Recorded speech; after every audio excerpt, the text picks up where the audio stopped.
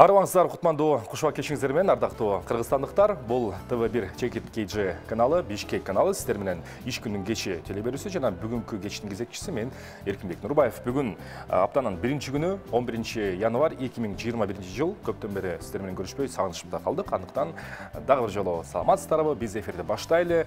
Кече күнү 10 январда Кыргызстанда чоң саясий окуя, шайлоо болуп өттү. Мына ушул шайлоо тууралуу бүгүн жалпы кебизде ушул темага арнайбыз. Бизде конокто Темирбек Асанбеков, Эмин Виталиев жана байкоочулар болот. Андыктан алыстабаңыздар, 2 саат бою биз менен болуңуздар. Дал ушул учурда сиз биздин көрүүбүздү Одноклассник, Facebook жана ошондой эле YouTube социалдык желилеринен көрө аласыздар. Бир аздан кийин ошол эле берүүбүз Кыргызстандын бардык телеканалдарында жаңырат. Анда эмесе эфирибизди баштайлы жана салтка айланган жакшынакай музыкалык белек менен баштасак туура болот. Абиркасенов жана Бегиш элим алданба деп аталат. Чогуу көрөлү.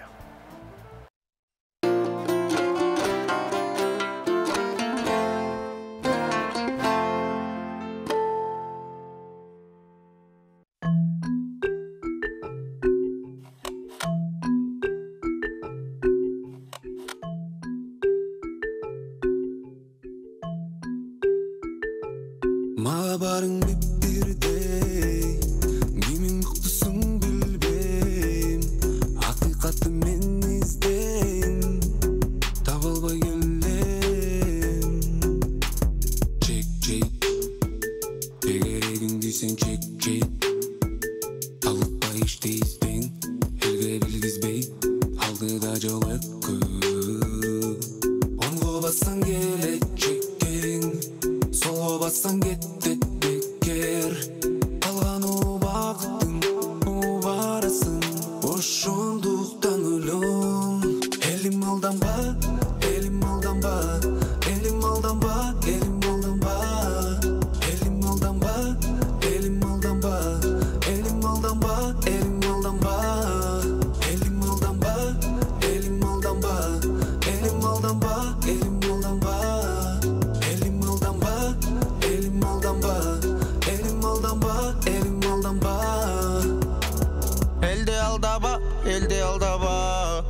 Elde aldап шопурыңды жалдаба.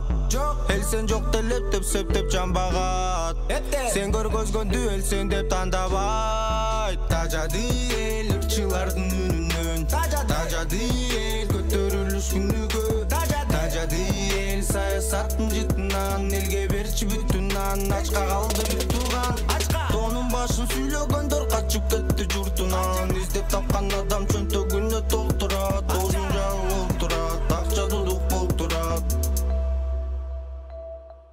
Elim aldanba, elim aldanba, elim aldanba, elim aldanba, elim aldanba, elim aldanba, elim aldanba, elim aldanba. Açılıp, çaçılıp, kuup çıktın kaçırıp, beş biri tütbösü, bozun kaldı basılıp, aşıgıp, maşıgıp, borun talışpa. Elim aldanba. Elim aldanba, elim aldanba, elim aldanba, elim aldanba, elim aldanba, elim aldanba, elim aldanba.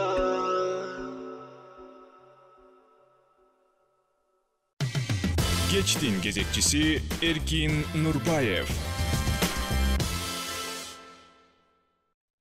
Анда эмесе биз сиздерге бүгүн шайлоо тууралуу сүйлөшөбүз деген сөздү бышыктап, биринчи мейманыбыз менен тааныштыралы. Мекен ынтымагы саясий партиясынын лидери Темирбек Асанбеков мырза бизде конокто. Саламатсызбы?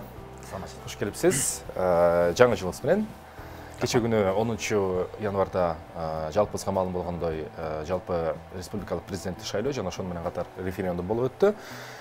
Учурда сиз мына айтып келдиңиз, аянттан кайтып келатам, аянтта ушул Садыр Жапаровдун жеңишин белгилеп, канчада бир сандагы адамдар чогулуп, жакшы майрамдык манай болот деп.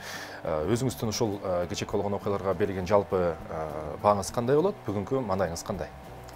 Биринчиден менин ушу саясий кырдаалга жараша митингде, ушу дебаттарда өзүм менен таанышып калам. Анан бирге отурганга кубанычтамын. Албетте мен 5-6 октябрь күнү мындай кандайдыр бир ызалануу сөзү менен барганбыз. Ушу адилеттин жоктугунан ошончо миңдеген жаштардын жана 5 партиянын демилгеси менен калгандары кошулуп, бүгүнкү күн ошо 5-6 октябрдан кийин бүгүн толкундануу менен бардым. Ошол жерде жетине албай турган элди азыр көрдүм. Өзү маданият кызматкерлерин көрдүм. Бул жакшы иштин башталышы. Албетте, шайлоо деген ушундай, саясат деген бул күрөш экен. Анын ичине таарынгандар да бар, өзгөчө оппоненттер. Мына ошолордун баардыгына мен азыр журналисттерге интервью бергенде жаманбы жакшыбы баарыбыз берелибиз. Ушу ынтымакка чакырып коюу багытында аша чейип кетпей, кызыгандуулук калтырбай, ушунча азыр кыйналып турган элди туура жолго багыттап кетүүгө саясатчыларды чакырып, ушу бир интервью бергени, элге жылуу сөз айтканы бардым. Ошон үчүн маанайым жакшы келдим.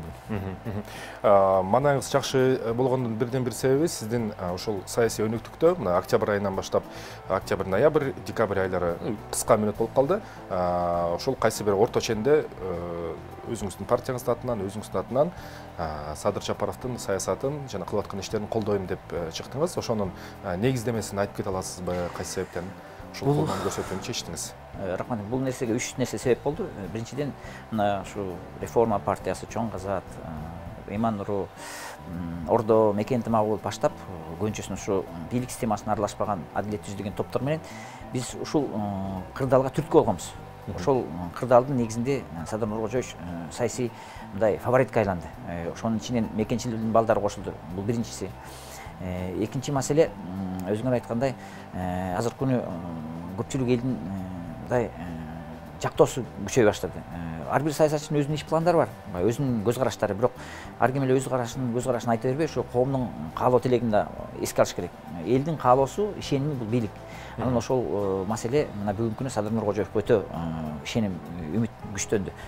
Анан ошол кырдаалды эске алып, биз жалгыз эле пендечиликти ойлой бербей, саясатчы катары мамлекеттин эртеңки коопсуздугун, ошол чыныгы ниетиң менен болуп аткан бийлик институттарын төптөлүп кетүү маселесин эске алып, мен өзүм ушу саясатка көптөн бери аралашып жүрөм.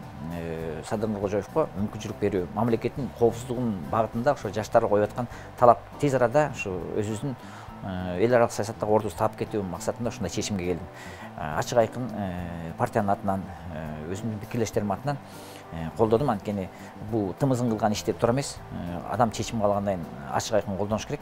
Ошон үчүн бүгүн ошонун жыйынтыгына жеткен үчүн өзүмдүн партиялаштарымды, ушу пикирлеш адамдарды куттуктап, Садыр Нуркожоевичти да куттуктап, өзүм ушу бир Кыргызстанга бир жакшылык келсе деген үмүт менен жүрөм. Темирбек Аз, биз сиз менен дагы сүйлөшө турчу сөз абдан көп. Арадан мына кече кызуу окуяларды бүгүн ысыгында инфографика иретинде мына жалпы маалымдоо каражаттарынын жаңы бир тили, жаңы бир ыкмасы, жаңы бир усулу, шайлоонун жыйынтыктары, шайлоо боюнча цифрларды азыр сиз менен биргеликте байкап көрөлүк. Келесиңиз эмесе, ушул инфографика назарыңыздарды аударабыз.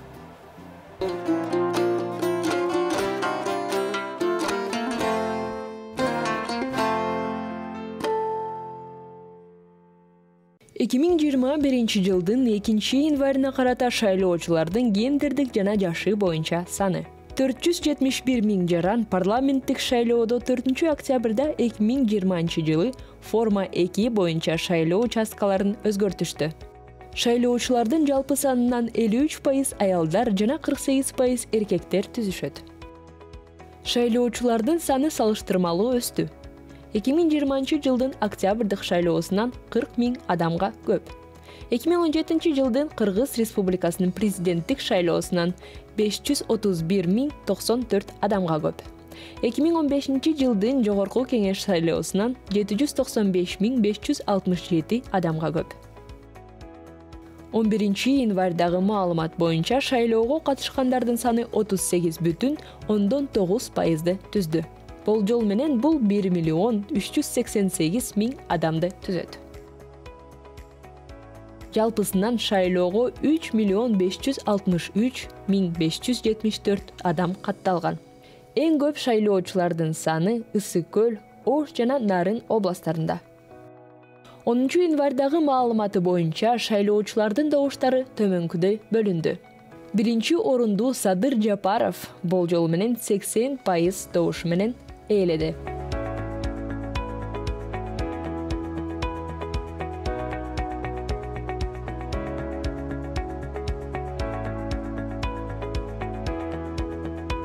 БКнын алдын ала маалыматтары боюнча шайлоочулардын 82% президенттик башкаруу формасын колдошту. Ал эми 10% парламенттик башкаруу формасын колдошсо, баарына каршы 4% добуш беришти.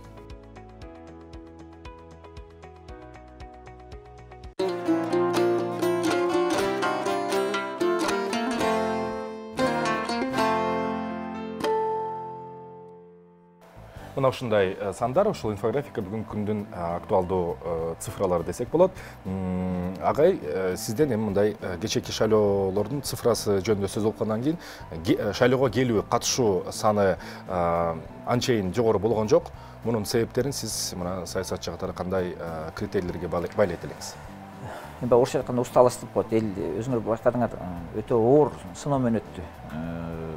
Октябрь шайлоосунда элдин ушундай маанайына төмөндүгүнө карабай өзгөчө интеллигенция аябай иренжип турду. Анан жанагындай үстөмдүк көрсөтүп менен автобус менен ташыгандарын, материалдык жактан муктаж болгондарды кемсинчи жол менен ошо каражатка үгүттөө эрежелер ушунчалык ушу шайлоо процессине элдин маанайын аябай түшүрбөгөн да. Бул эл начарлыгын эмес, ушунчалык мындай туура эмес саясий уюштуруу иштерин жүргөндүктөн.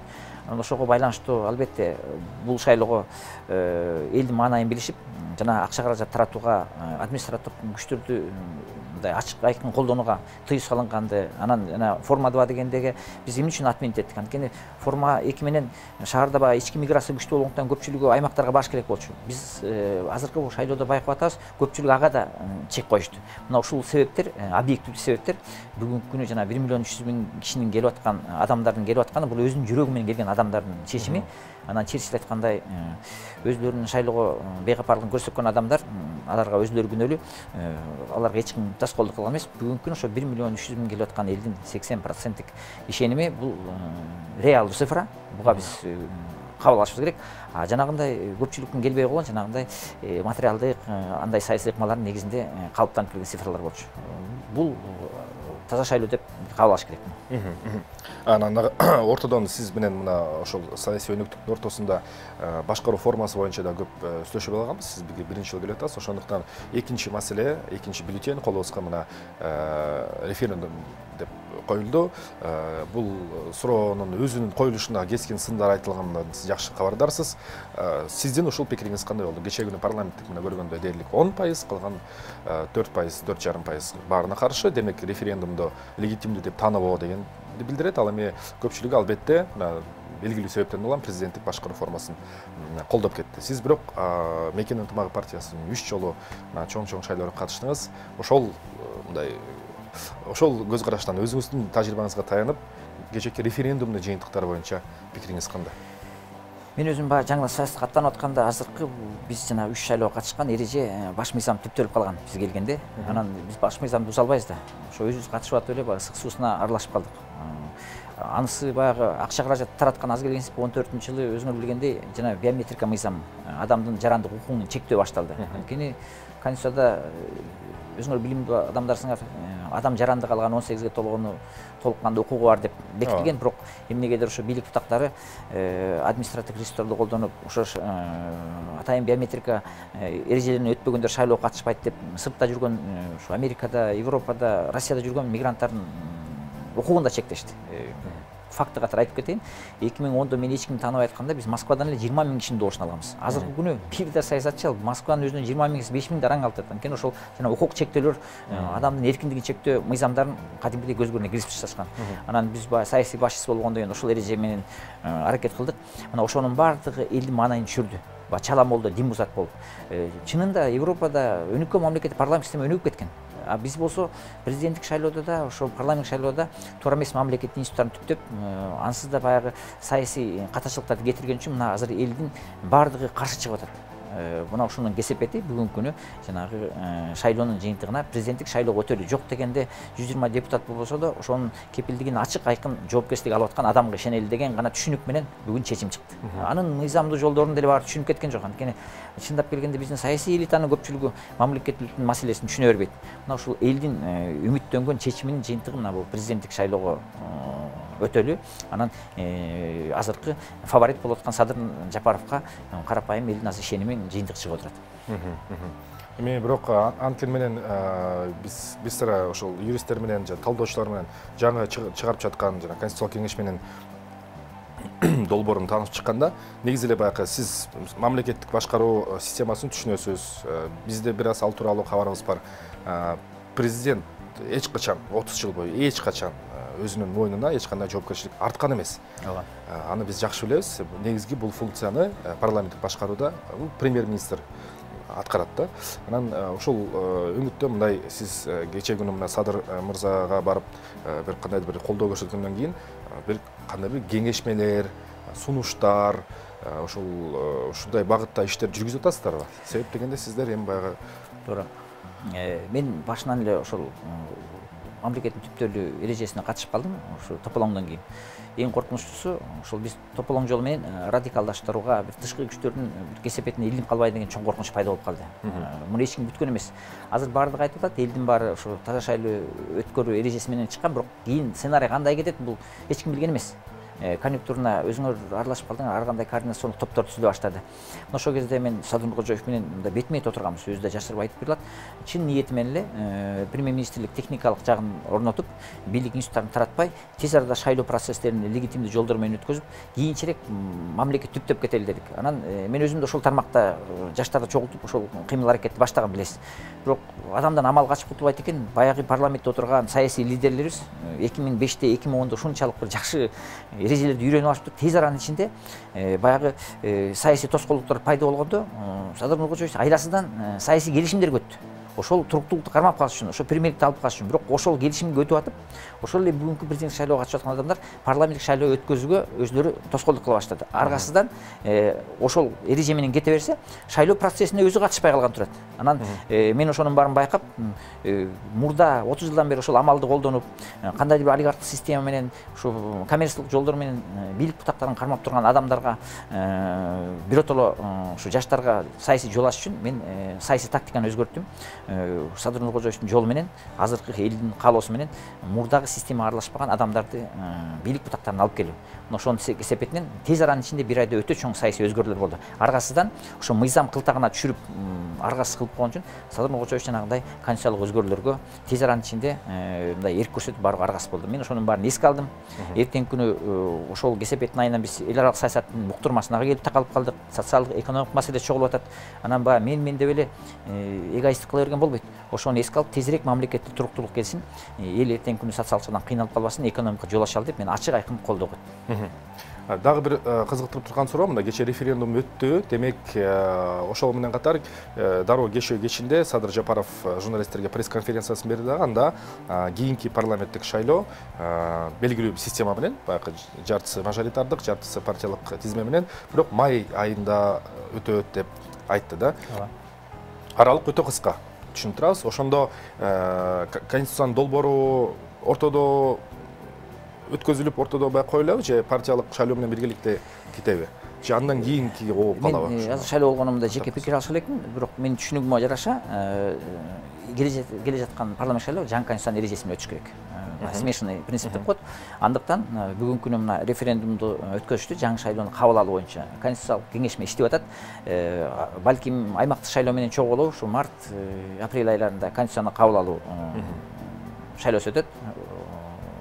Жаңы конституция кабыл алынат. Анан ошол жаңы конституциянын негизи менен парламенттик шайлоо түптөлөт. Эмне үчүн шаштык эрежесинде жүрүп атат? Эгерде биз бийлик институттарын официалдуу түрдө легитимдүү жол менен түптөп алсак, бизде бир да мамлекет биз менен иш алып барбайт.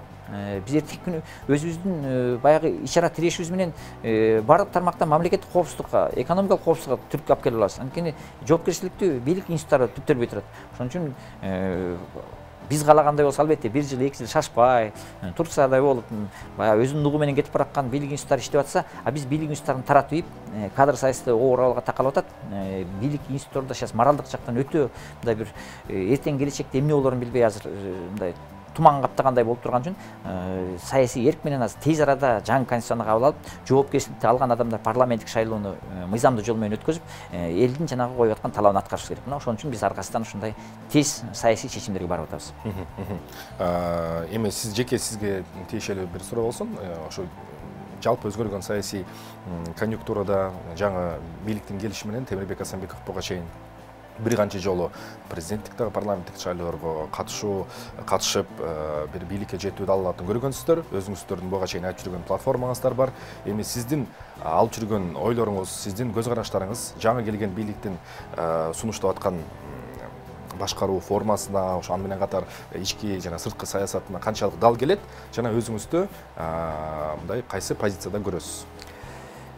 Денсепин айткандай, акмышык каракмышык болсо да чычкан кармасын дегендей, саясатчы баягы эле жеке амбициясын айта бербеш керек.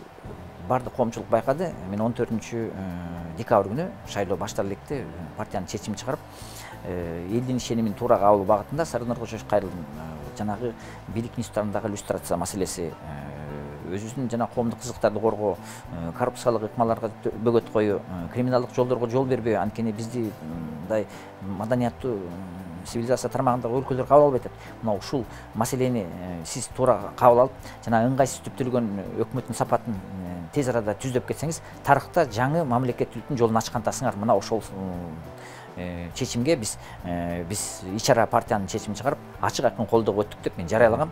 Кийинчерээк мен пиар компаниясы жүрүп атканда башында баягы көп иштин маанисин түшүнө бериш кыйын да. Акылмандар көп, бирок ошол коомдук маселенин негизиндеги Садыр Нуркожоевичтин сүйлөп аткан, элге таануулап аткан риторикасы да өзгөрө баштады. Керек болсо саясий оппоненттер менен да келишимге барууга, ички саясаттын стабилдүүлүгүн камсыздоого, жаш кадрларды тарбиялап эртеңки күнү өзүбүздүн аброюбузду сактай турган мамлекеттүүлүктү өнүктүрүп кетүү багыттарын мына өзү да жарыялай баштады. Бул маселенин баары биз койгон талаптар кечээкүнкү акыркы пресс-конференцияда чагылдырды. Эгерде ушу айтылып аткан сөздөр иш жүзүндө аткарылса, бизде ачык кандай бир саясий мындай келишпестик болбойт. Албетте анда биз колдон келишче жардамыбызды беребиз. Мен саясатка барган себебим бул саясат өзү максат эмес, бирок ошо саясий жолдон мүмкүнчүлүк алмайынча реформа кылууга мүмкүн эмес. Баягы үйдө отуруп кыйкыра бергенден эл тааныбайт дегендей, саясий жолдор менен коомдук ишмер катары мына өзүңөр жаштар да катыша баштадыңар. Биз ошо элдин ишенимине жетмейинче, ошол мүмкүнчүлүктү мыйзамдуу жол менен алмайынча, жана айтып аткан талаптын баарын иш жүзүндө аткара албайбыз. Ошон үчүн биринчи саясий жолго катыштык. Бирок убагында ошо Алмаз Шаршенович, Жолсуз Сооронбай Шарипович баары ошол биз айтып аткан жана Садыр Нуркожоевич койгон талапты аткарууга макул болсо, биз сөзсүз түрдө колдоп бермекбиз. Бирок тагдырга жараша ал маселе чечилген жок. Бирок тарыхтан сабак алып, өзүнүн саясий запкы чеккен Садыр Нуркожоев бүгүнкү күнү ушул маселени терең бир ойлонуп туруп жыйынтык чыгат деген бир үмүтүбүз бар. Демек, сиз жалпы ошол колдооңузду мындай жалпы эл катары үмүт деп, үмүт шамы деп белгилеп. Адам баласы негизи үмүт менен жашайт, бир күн болсо да.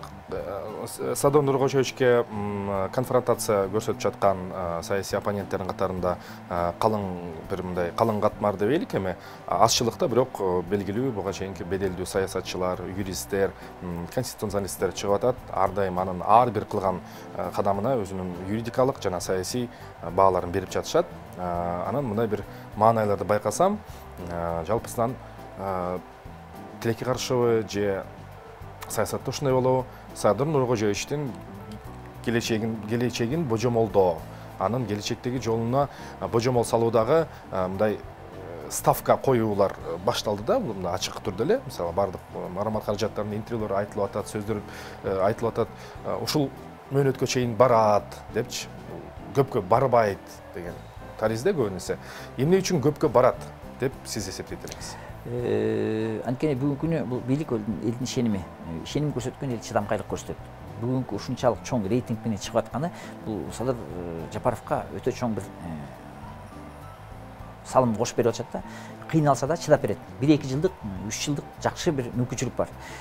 Анан жанагы юридикалык жактарын айтып атышат. Туура, юридикалык жактарын айтып аткан себеби ал эгерде юридикалык эрежелер сакталбаса, бүт дүйнө болсо эреженин негизинде жашайт. Бизге жанагы экономикалык багыттында жол ачылбайт. Инновациондук жолдор да ачылбайт. Албетте, баягы кыр көрсөтпөсөң саясат буш талаш тирешкен, убагында ошол жол менен келген Садыр Нуркожоев болобу, анын жакын командалар болобу, баары коомдун талабына жараша жана мыйзамдуулукка эрте кеч өтөт. Чындыгында акылмандуулук кылып, аталык сезим менен ошо жана билимдүү чет өлкөдө окуган жаштарды юридикалык сунуштарын кабыл алыш керек. Бул эми саясий жыйынтык чыккандан кийин, мүмкүнчүлүк алгандан кийин ар бир адамдын өзүнүн мүмкүнчүлүгү дейт, жана Уоррен Баффет айткандай, ким менен жолукпайын, ар бир адамдын өзгөчөлүгүнөн бир өзүмө бир жакшы бир байлык алам дегендей, жаманбы жакшыбы болгон элибиз ошол. Ошолордун бүт ресурстарын колдонуу багытында ошондо Садыр Нуркожоев бүгүнкү күнү мен чечим чыгарат деген бир жакшы бир үмүтүм бар. Анан ички стабилдүүлүктү камсыз кылмайынча бизде эч качан баягы үй бүлөдө тынчтык болбосо кошуна менен тил таба башпайсың дегендей, бул саясий муктаждык. Ошон үчүн мен азыркы күнү айтып аткан себебим ошо маселе көтөрүп аткан адамдарга да мен ыраазымын. Ар бир адамдын талабы бар кандай болот, алардын баарын эске алышыбыз керек. Мына ошондо гана ички саясий стабилдүүлүк биздин саясий аброюбузду эл аралык саясатта көтөрүп, анан экономика жана юридикалык маселелер чечилет. Азыркы күнү саясий кырдаалда өтө чоң бир тоскоолдук турат. Ушул бүгүнкү шайлоо процессине келип, азыркы элдин ишенимине жетиш үчүн айласыдан Садыр Нуркожоев көп ыңгайсыз саясий келишимдерге барды. Ыңгайсыз аткаруу өкмөттөр түптөлдү. Кээ бир саясий ишмерлер мындай шантаж жолдору менен барып отуруп калышты. Мына ошол бийлик институттарын азыркы күнү тазалап, олигархтык системадан, финансылык корпорациялардан кутулуу, анткени алар улуттук кызыкчылыкка үстөмдүк кылышат. Мына ошолорго стратегиялык жактан күчтүү саясий кадрларды топтоп, анан жаштарда демилге күчтүү, бирок сабырдуулук аз болуп атат, тажрыйба жетишпей атат. Ошолорго атайын илимий окуу жайларын тезирээк, жана Япония, белки Британия жолдору сыяктуу тез арада мындай Сингапур жолдору менен окутуп, биз жакшы бийлик институттарын түптөп кетсек, албетте сапаттуу иштеген бийлик институттары сөзсүз түрдө адамдын ресурсун туура колдонуп, экономикага жол ачылат. Ошон үчүн ар бир адамдын ой пикирин сыйлаш керек. Кайсы мамлекеттин тарыхын карабайлы өзгөчө көптөгөн жылдар бою коррупциялык сазга малынып калган мамлекеттерде эң күчтүү жана ошо көшөк артындагы баарын башкарып, баардыгына көзөмөлгө салып, баардыгына ушул мындай кукловод сыяктуу ойноп турган бир уч адамдар бар. Алар саясий элиталар. Саясий элита дейбиз, жана алар бара-бара ошол олигархат деп аталып калат дагы. Анан ошол жалпы саясий ишмердүүлүккө өзүнүн эң бир чоң таасирин аны менен кошо запкысын берет. Кыргызстанда ал элита бар. Ал адамдардын фамилия, аты жөндөрүн деле бүгүнгө чейин телевидениеден укпаган деле адамдар көп. Анан ушул олигархат жана келечектеги ушул жаңы келген бийликтин ортосунда мамилени биз жардамалык түрмөктөн кийин сүйлөшөлүк агай. Азырынча ойлонуп туралык, өзүбүзчө кеп алышып туралык. Биздин берүүбүздүн негизги демөөрчүсү биздин башкы өнөктөшүбүз Имарат Прогресс курулуш компаниясы. Бул курулуш компания тууралуу жарнамалап блоктон кийин, андан кийин кайрадан Темирбек Асанбеков менен болгон маекте улантабыз.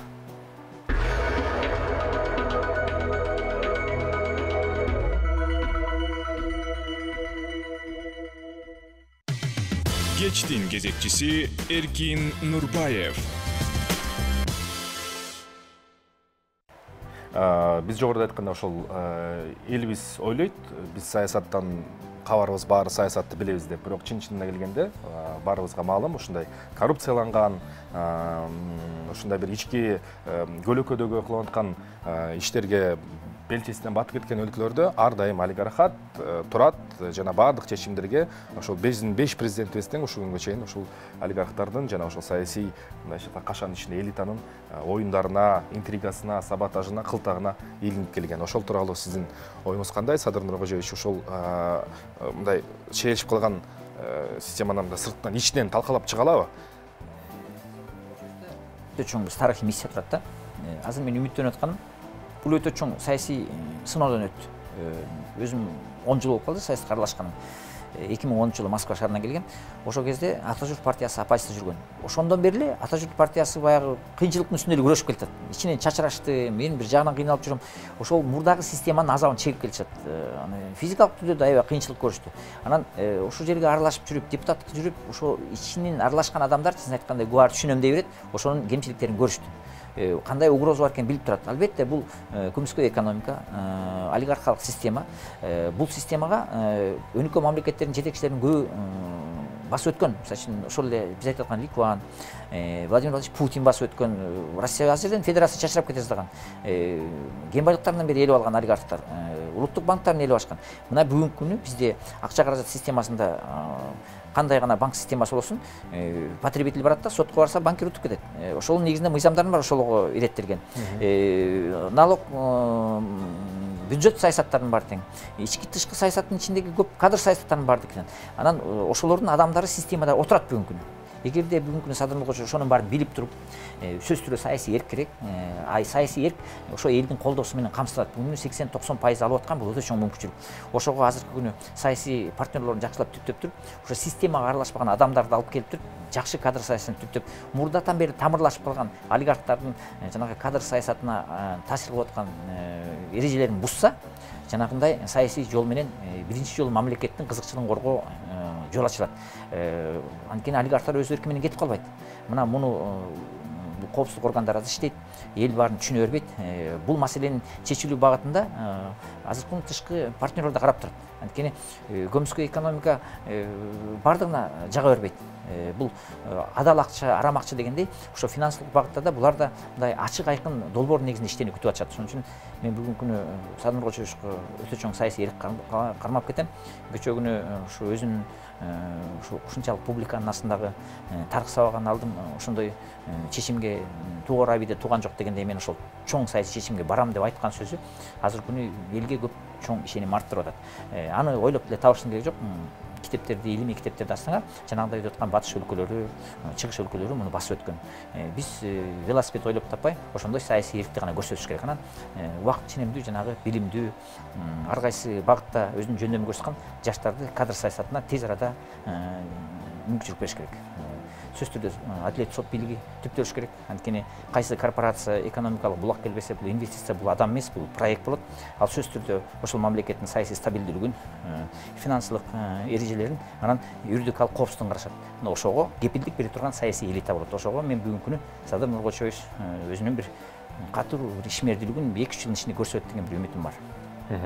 Айтсаңыз, мына сиз буга чейинки сөздөрдүн көп жолу жаштар жана жаш саясий элита сөөгүк чагыныш керек деп айтып атасыз. Бирок ошол чындыгында билимди ичине топтогон чет өлкөлүк университеттерде чыгышта, батышта окуп келген бүгүнкү күндө дымактуу жаштардын маанайын мындай бир сыра срез кылып алып көрсөм, аларда чемоданный бир маанай турат да. Бул ачык сөз. Ошол кандай ойлойсуз? Садыр Нуркочоевич кандай шартта, кандай саясат жүргүзүү менен ошол чемодандардын камдап ошол кетип калууга чындыгында бул кыймыл бар да, муну тана албайбыз. Ошону кантип карап калат? Адам каяка барганын билбесе, үйлөгөн шамалда жардам бербейт дейт. Бул мамлекет өзүнчө бир кайык. Ошо 6 миллион элдин муктаждыгы. Ошо адамдык ресурсу бар, табигаттык ресурсу бар. Кээде чөлдө жашаган мамлекеттер өзүнүн жолун таап кетет. Ошол концепция иштелип чыгыш керек. Ал үчүн атайын стратегиялык багытта ошол экономика багытын өнүктүрө турган, ошо адамдарга иш бере турган стратегиялык пландаштыруу, изилдөө институттары түптөлүш керек. Ошол жол картасынын негизинде бийлик институттарынын сапаты түптөлүш керек. Ошол бийлик институтта иштеп турган кадр саясатынын мындай өзүнчөлүү бир формасы пайда болуш керек. Жаштар албетте келип атат, бирок жаштар жөн эле келе бербейт. Мисалы үчүн IT компания иштеген биздин жаштар көп каражат алып келе бербейт, жада калса мигрант да келбейт. Ал үчүн кадр саясатын өзгөрүш керек. Кадр саясатын өзгөргөндөн кийин жаңы кызматкерлер мыйзамдарын кабыл алыш керек. Аларды социалдык жактан коргоо, аларга турак жай мүмкүнчүлүгүн берүү. Адам баласы мен айтпадым, үмүт менен жашайт деп. Жаштар саясат эле түшүнө бербейт. Анын кызыкчылыгы үй бүлөсүн толук камдоо, камсыздануу, кийинтүү, бирок ошо билимин баалай турган системага алар барып эмгегин салганга даяр. Мен муну өз башыман өтүп калгам. Жаш кезинде чет элде окуп келип, бийлик институттарынан жумуш таппай кетип, бирок защита молодым специалист деген мыйзамдар бар экенин атайын. Аларды ушу бутуна туруп кетишикти социалдык жактан коргоо мыйзамдары ушу Англияда, Россияда, Турцияда колдонуп атканын көрүп, көрсө жаштарды колдонуп кетип атайын эрежелер кабыл алынган. Анткени буту басар элек балага велосипед тептирген болбойт да. Ошон үчүн ошол жаңы келип аткан кадрга социалдык жактан муктаждыгын чечип берүү маселеси бюджетте каралып, анын эртеңки күнү салымын үзүрүү чоң болорун биз саясий деңгээлде чечишибиз керек. Анын үчүн жакшы парламент түзүш керек.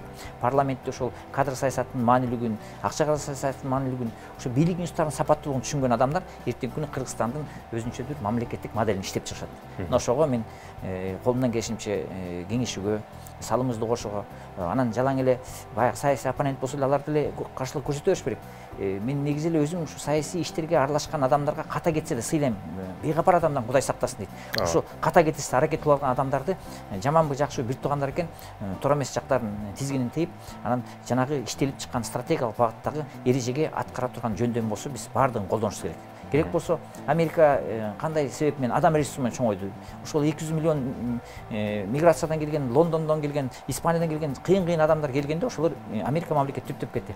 Экономиканын эң чоң потенциалы бул адам ресурсу. Адамдын акылы, акылынын жөндөмү.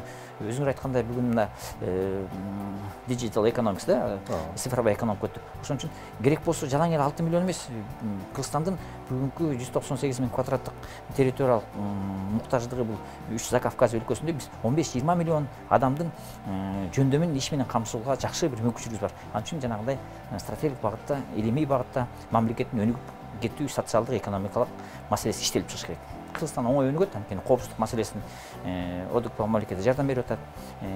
Биз космоско да учуп атпайбыз. Бизде социалдык гана муктаждыктар бар.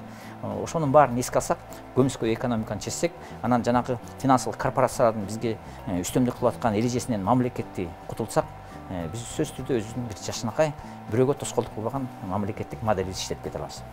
Демек айтсаңыз, сиз парламентте өзүңүз баалайсыз да, парламенттик башкарууну, парламенттин өлкөдө өнүктүрүүдөгүнүн өзүнүн ролу бар. Бул маселени эмне үчүн көтөрүп атам? Мисалы үчүн чоң табигаттык ресурсу бар мамлекеттерде президенттик баягы бюджет чоң болгон үчүн социалдык маселени чечип, ошол адамдын аброюн сактай турган социалдык, экономикалык да мүмкүнчүлүк болот. Кыргызстанда андай ресурс жок. Муну Садыр Нуркожоевич эрте кеч түшүнүп калды уже. Кен байлыктардын өтө мындай кирешелүү жактары бар. Нефть, газ. Бизде жанагындай алтынды эле уже казып бүттүк. Биз только адамдын жөндөмүн гана сервис экономикасын ачыш керек. Мына Кыргызстанда мен өзүм экономист катары 95% частный компаниялар бюджет толтуруп атат. Мамлекеттен мындай институттар тоскоолдук кылбаса эле алардан киреше жок. А бул эмне себептен болот? Ошо биз элдин жөндөмүнө жараша, ошо кичинекей жана кафесинен баштап туризмди өнүктүрүп аткан балдардын, ошо товар ташып аткан балдардын жөндөмү менен гана бизде кичине кандай бир салык саясаттар жүрүп атат. Ошого да биз жанагы коррупциялык жолдор менен иштетпей, көмүскө экономика күчтөндүрүп, жанагындай балдардын маанайын түшүрүп чет өлкөгө кетип калышат. Ошон үчүн ошол маселелерге чечүү үчүн биз адамдын инновациялык ресурстарын ачуу үчүн биз жанагы келишим негизиндеги система иштеш керек. Албетте, переходный этап деп коет. Парламент системаны бузган үчүн Садыр Нуркожоевич аргасынан өзүнүн керт башын сайып, президенттик жол менен ошол мурда түптөлүп калган олигархтык системаны туура эмес калп парламент системаны талкалоого бартат. Бирок эрте кеч жанагындай инновациялык жолго ача турган келишим системасын, коомчулуктун кызыкчылыгын коргой турган мамлекет системасын түптөп кетсе, сөзсүз түрдө таракта калат. Жаңы муундар башка эреже менен өтөт. Анан ошого биз азыркы күнү колдон келген жардамыбызды беришибиз керек. Садыр Нуркожоевичке айтылган баягы колдоо абдан көп болгондуктан ал нерсени биз дагы түшүнүп турабыз айкын. Бирок ошол даректүү көздө айтылган дагы ошо Кытай маселеси мен аны да көтөргүм келбей эле негизи.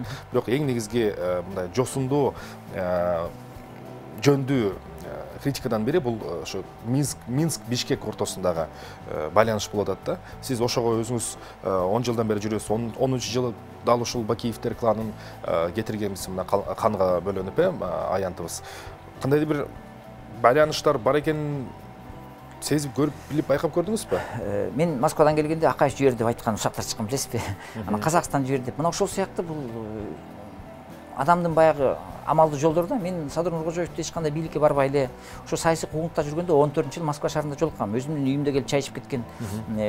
Ошол жерде отуруп эч кимге жардам бербей эле метрого түшүп эле ошо мигрант балдар менен жанагы мамлекеттүүлүктү ызаланганын айтып жүргөн өзүм күбө болгом. Анан эгерде Бакиевдер ошондо көрсө эле мен Садыр Нуркожоевич ошол жерде бир ак мерседес менен бийип, анан ошо мигрант жүргөн балдарга чай берип жүргөнүн көрмөкмүн. Мына бул Кудай астында калп айтпаш керек. Өзү келип, анан мен даже Садыр өзүм мындай жакын адам болгону ачык эле айткам. Азыркы күнү мыйзамдуу жол болгондон кийин азыр барсаң, эртеңки күнү үй бүлөң менен запка чегип калышы мүмкүн. Алмаз Шаршенович өзү одиозный саясатчы. Азыр саясатта бир шайлоо процесстиги жүрбөйлү. Эртеңкисин жок, мен элдин ишенимине, ошо элдин кызыкчылыгын коргоо үчүн барам деп мындай ичара жеке отуруп сүйлөшүүлөр болгон. Эгерде ошондой эле болуп кетсе, анда мен ошол жерде Курманбек Салиевичтин акчаларын көрмөкмүн. Балким экөөбүз чай ичмекпиз. Бул өзүм мындай инсан катары айтып атам. Анан бул системада 30 жылда ким аралашкан жок. Кыргыздар жаманчылык болгон жерде, жакшылык болгон жерде тояшта баарлар аралашып жүрөт. Матраев милдет тоюнда, Бакиев милдет тоюнда, анан адам ошол жерге барып калса эле, бул адам ошо менен байланыштуу болбойт. Ошол сыноо тагып аткан адамдардын баардыгы ошол президенттер менен иштеген. Мисалы үчүн иним сиз айтсаңыз болот. Ушундай сын таксаңыз болот. Система аралашпаган мен айтсам болот. Анан өзүлөрү ошол мурдагы президент менен аралашып жүргөн кишилердин Садыр Нуркожоевичтин байланышы бар. Анан чындап келгенде Кытайга сатып ийет деген сөздөр бул такыр эле бир обужоктук да. Чындап айтсам, түрмөдө отурган бала да кыргыз бала Кыргызстанды сүйөт. Анан адам иш баштай электе, ошол иш жыйынтыктардын чыккынчылыгын көрсөтө электе жала жаап коюу, бул мен айтам, бул саясий, бул такыр бир текеберчилик туура эмес иштер. Мен өзүм ушундай бирөөгө сын таккандан алыс болом. Негизи эле ушу чет өлкөдөн ушу билим алып башкача тарбия көрүп калгандыктанбы, биздин саясатчылар дайыма эле бирөөнү сындагандыгын айтышат да, жакшылык жагын такыр көрбөйбүз. Японияда өзүңөр билесиңер, императорда жөнөкөй адамдын мындай кемчилигин көрсө да көрмөксөн болот. Бул өтө төмөн маданияттуулук деп эсептелет.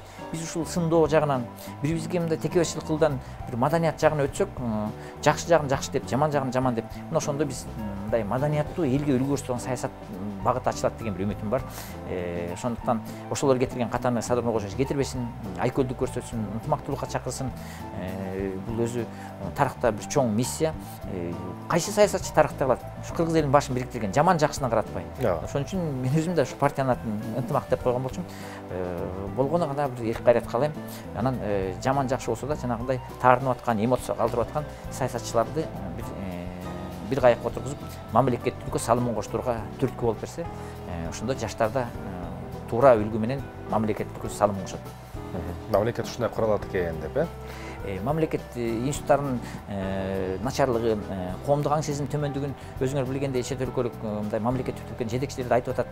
Ага ызаланбаш керек, чындыктын ачуусуна туура кабыл алыш керек. Анткени мунун үчүн айтып аткан сөзүм, мына 203 баланын сөөгө келип атат. Канча карындаштарыбыз азап чегип атат. Азыркы күнү шаардагы билимдүү балдардын баары грин карт издеп жүр. Ошол билимдүү балдардын баары кетип калса, каяктагы экономика? Биз мал салы менен алыс бара албайбыз да. Азыркы күнү дүйнө глобалдашуу экономикасына өтүп кетти, заманбап технология өтүп кетти. Биз билим баалуулуктарын таштап кетип атабыз, маданият баалуулугун таштап кетип атабыз.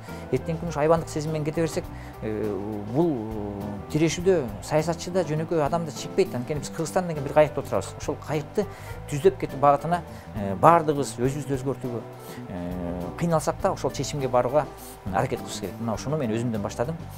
Бирок албетте, эгерде туура эмес иштер болуп атса, андан тартынбай мыйзам чегинде аны көрсөтүш керек. Ошон үчүн мен өзүм оптимистмин. Кыргызстандын өзүнүн келечеги бар. Кудайга шүгүр, биз ушу эгемендүү мамлекет болуп турганыбызга биз сыйынышыбыз керек. Агайым, майгебиздин жыйынтыкталып жатат. Албетте мен түшүнүп турам, бул суроонун канчалык орундуу деле болбой калышы мүмкүн, бирок өзүңүз ушунча жылдан бери мына саясатка аралашып жүргөндөн кийин өзүңүз бир саясий бийлик бутактарынын же саясий институттардын бир жеринде өзүңүздү көрүп атасыз да. Темирбек Асанбековду биз мына болуп аткан өзгөрүүлөрдүн негизинде, болуп аткан өзгөрүүлөрдүн фонунда кайсы тармакта көрө алабыз? Ошо жыйынтыктоочу сөз катары же болбосо МИКнин ынтымагы партияласы менен бирге кармашып май айында шайлоого жөнөйсүз. Рахмат, ачык суроо берген. Кыргызстанда азыр эми саясатчылар түшүнөт, силер деле саясатка аралашып калдыңар, 3 маселе турат. Тышкы саясат стратегиясынын маселеси азыр бизде ички тышкы саясаттын стратегиясы иштелип чыга элек. Анан ички саясий стабилдүүлүктү камсыздоо, анан чарбачылык, экономикалык тармагы. Бул маселени албетте мен чече албайм. Мамлекет башчысы болуп шайланган адам баягы орусча айтканда чемпионат умных один дурак должен принимать решение дегенде, мына ушул мүмкүнчүлүк Садыр Нуркожоевичке келди. Мыйзамда ошого түптөлүп атат. Албетте мен ачык айкын кеңешем, эгерде ошол тармакта кайсак жагынан мамлекет түптөпкө жардам бер десе, өзүмдүн кудуретим жеткен жерге, билимим жеткен жерге болгон салымды кошом. Балким ички стабилдүүлүктү камсыздоого саясий жолдон жардам бер деп айтыш мүмкүн. Балким ошо бүгүнкү күнү мына шаардан баштап айылга чейин чарбачылык иштери жүрбөй атат. Өзүм бай экономика тармагын чечтим, экономика. Тышкы саясатта өтө чоң маселе турат. Таптакыр түптөр элек. Эгерде ошол жакта бир саясий фигура катары тышкы экономикалык, диверсиялык тармакта, улуттук тынчтыкты коргоо тармагында десе, мен ошонун негизинде гана чечим алам. Бирок тоскоолдук кылбоого, ушу жаңыдан түптөлүп аткан бийликке жардам тийбесе, тоскоолдук кылбоого аракет кылам. Рахмат, агай, оптимисттик маанайыңыз үчүн рахмат, позицияңыз үчүн рахмат, ишиңиздерге ийгилик коштосун, өлкөбүз өнүгүү жолуна түшсүн, баардыгыбыздын тилегибиз бир эле. Андыктан биздин бүгүнкү мейманыбыз кечээки ысык саясий окуялардан кийин МИКнин ынтымагы саясий партиясынын лидери, саясатчы, экономист Темирбек Асанбеков болду. Бир аздан кийин кайрадан көрүшөбүз. Бизден алыстамай жок, эфирибиз уланат. Азыр жарнама.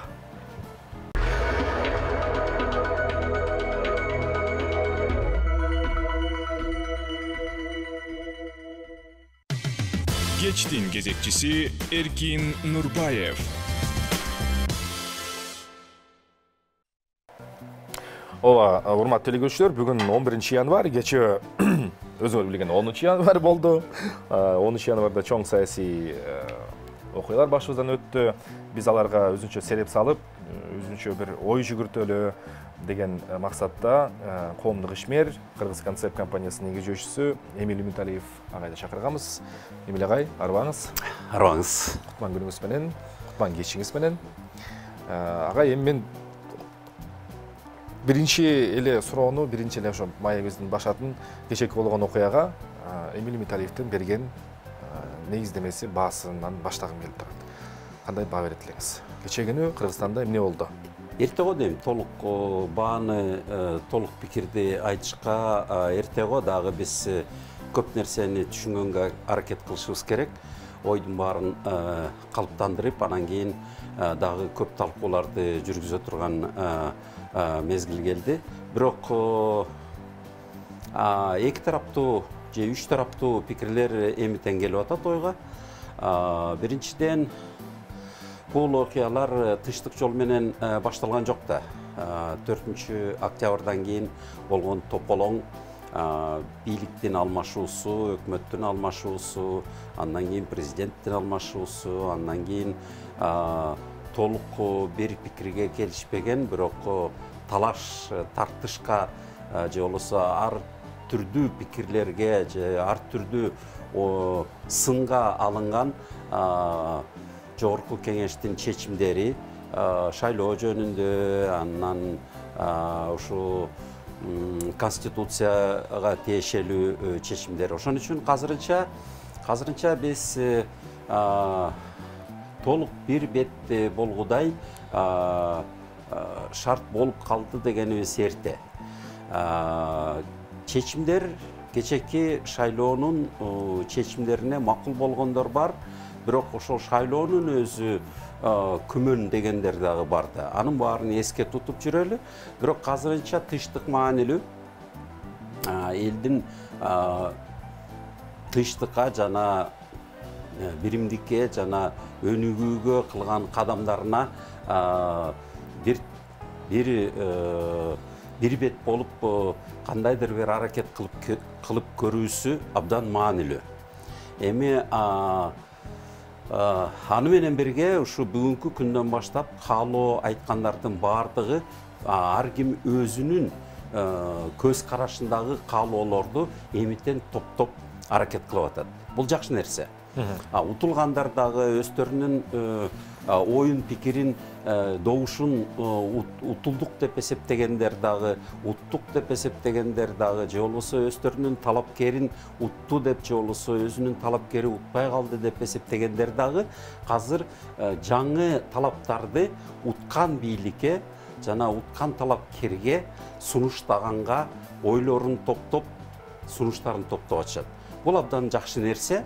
Эми биз оор сыноодон өтүп атабыз да. Аябай оор сыноодон өтүп атабыз. Биз 30 жыл бою өзүбүзгө дагы, дүйнө жүзүнө дагы демократия куруп атабыз деп убада берип, жана жарыялап, жана бир кандайдыр бир иш аракеттерди бир астыга бир артка кетип атып, ошол убада менен жашап келгенбиз. Азыр биз кандай бийлик курган атабыз толук түшүнүксүз. Президенттик система ал ошо демократиянын өнүгүүсүндөгү система болобу, же болбосо бул демократиядан тетири авторитарлык системага бурулган форма болобу. Анткени президенттик же парламенттик деген бул формада. Бирок анын түбүндө бул плюралисттик система болобу, демократияны өнүктүргөн, элге бийликти көбүрөөк ыйгарып берген система болобу, бийликти, өкмөттү, аткаруучу бийликти элдин көзөмөлүнө койгон система болобу, же болбосо элдин пикирин, элдин катышуусун четке каккан авторитарлык система болобу. Азыр толук түшүнүктүү боло элек.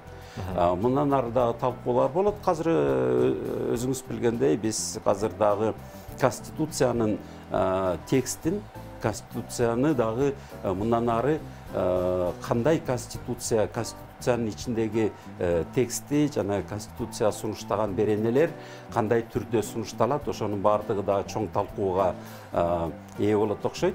Анан кийин мунун аркасынан дагы шайлоолор болушу керек да. Жогорку кеңештин шайлоосу болуш керек. Дагы деле эгерде конституция аябай өзгөрүлүп кетсе, президенттин укуктары, милдеттери аябай өзгөрүлүп кетсе, аябай деле эмес, дегиле кичине дегиле өзгөрүлө турган болсо, анда конституция өзгөрүлө турган болсо, анда президентти да кайра шайлаш керек да. Ошондуктан бул жылда шайлоо көп болот окшойт, талкуу көп болот окшойт. Дагы элдин ушу өнүгүүдөгү жана өзүнүн эркиндигине умтулуусундагы эркиндикке же тетириби аны дагы көрө турарбыз. Иш кылып элдин жашоосундагы жана мамлекеттин куруусундагы чоң сынактар дагы астыда. Агай, мындай да,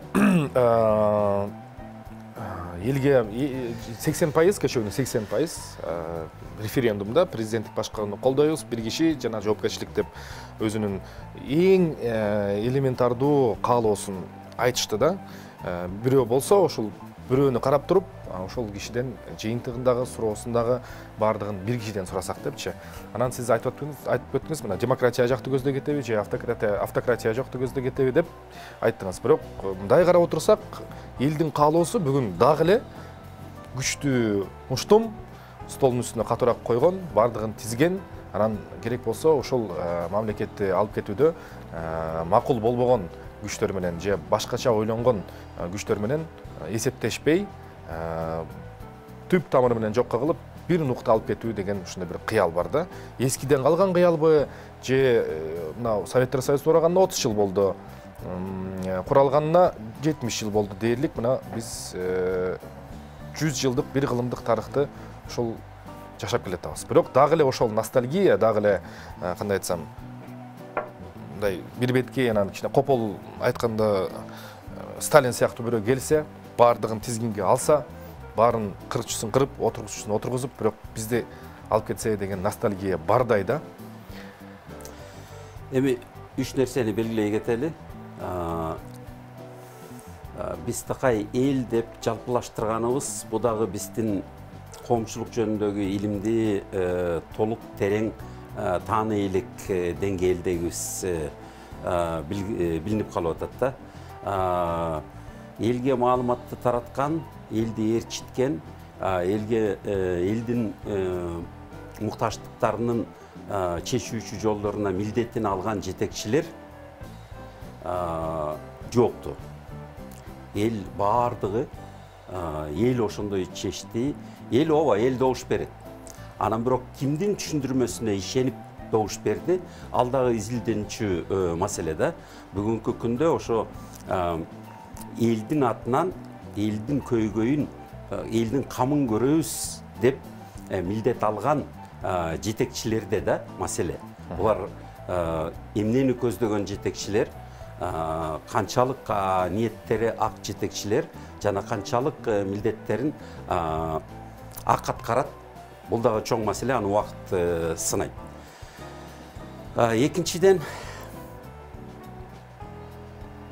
Экинчиден биз бир нерсени көп жылдан бери байкоочулар, изилдөөчүлөр, эксперттер дүйнөлүк тарыхтын негизинде эскерткен.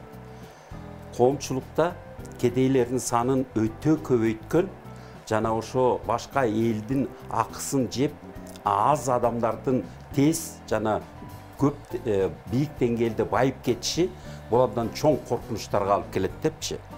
Бул популисттик, фашисттик болобу же болбосо кандайдыр бир өч алуучу бир чоң төңкөрүлүштөрдү, конфликттерди керек болсо жарандык согушка дагы түртүүчү шарттар түзүлүп кетиши мүмкүн деп. Биз 90-чы жылдардан бери ошого башында ортоңку классты көбөйтөбүз, элге өзүн өзү багуусуна шарт түзөбүз, чакан орто бизнестердин саны көбөйсүн, окаттары көбөйгөн өзүнчө эгемендүү бизнес, экономикалык ишкерликти жүргүзгөн адамдардын, үй бүлөлөрдүн катмары кеңейсин, көбөйсүн, ошондой адамдар деп талап кылдык элек. Анан бирок 2000 жылдардан кийин өзгөчө ушу акыркы 10 жылдыктын ичинде биз ошол катмарды кайра суюлта баштадык. Кайра чакан орто бизнестерди куугунтуктап, алардын үлүшүн олигархтарга, коррупционерлерге тарттырып, анан жөнөкөй адамдардын жумушсуз калып, чакан бизнестер жабылып, майдаланып, же болбосо жөнөкөй адамдар жумушсуз калуусуна өтө чоң түрткү кылып таштадык да. Бул коркунуч калып келет. Бул коркунуч калып келет. Өзгөчө ошол үй бүлөлөрдүн жумушсуз жана оокатсыз калган үй бүлөлөрдүн жаш мууну аны кечирбейт. Аны доолайт. Ошондуктан жанагы куздурабыз деген сөздүн ушунчалык тарап кетиши ошол себептен. Бул кандайдыр бир нааразычылык ошончолук көп адам ал нааразычылыкты топтоп жүрүп, анан бир күнү атырылып, ушу азыр дагы бул чети. Мындан дагы оор акыбал болуп кетиши мүмкүн, эгерде бийликтегилер эл менен эсептешпей койсо. Элдин оокат жүргүзүүсүнө эгерде шарт түзүп бербей, аларды ушундай жакырчылыкта кармап тура берсе, тискинин тартып, басмайлын тартып, кармап тура берсе, анда бүгүн болбосо эртең кайра атырылып чыгат бул масса, бул элдик масса. Үчүнчү себеп менин оюмча, бул геосаясаттык себеп. Биз байкап келатабыз, муну айткыбыз келсе да айткыбыз келбесе дагы, бирок акыркы 20 жылдан ашуун бизге көбүрөөк үстөмдүк кылган орус телевидениясы Сталинди өтө кайра эле көбүрөөк даңазалай баштаган. Кайра эле мурдагы Сталиндин элге кылган зомбулугу жана элге кылган репрессиясы акталып, жана элдин эркиндикке умтулуу аракеттерине жол берилбей, кайра ошондой мындай бир кол, бир муштум, бир күч керек деген сөздөр идеологиянын кайра каптап келиниши көрүнө эле болгон. Биз болсо кыргыз эли ошо орус идеологиясынын үстөмдүгүндө анын аркасынан ээрчип, кыргыз мамлекеттик маалымат куралдары ошол эле сөздү кайталап эле, ошол эле сөздү кыргыз тилинде көчүрмөлөп эле, ошонун артынан ээрчип калганбыз. Ошон үчүн бүгүнкү күндө кандайдыр бир демократиянын, эркиндиктин кереги жок, дүйнөлүк өнүгүүнүн кереги жок, бизге бир чоң муштум керек, бизге хан керек, бизге ачоо керек деген сөз менин оюмча ошол үстөмдүк кылган орус дүйнөсү деп аталган, русский мир деп аталган идеологиянын бизге болгон таасиринин кыргызчаланышы. Ошон үчүн биз муну кандайдыр бир ушу кыргыз түрүндө ушундай жеңил көчүрүлүп, жеңил колдонуп кетет деп мүмкүн бардыгыбыз түшүнбөй келгендирбиз. Бирок ошол саясаттын таасири тийип атканы ал мурда эле байкалган болчу.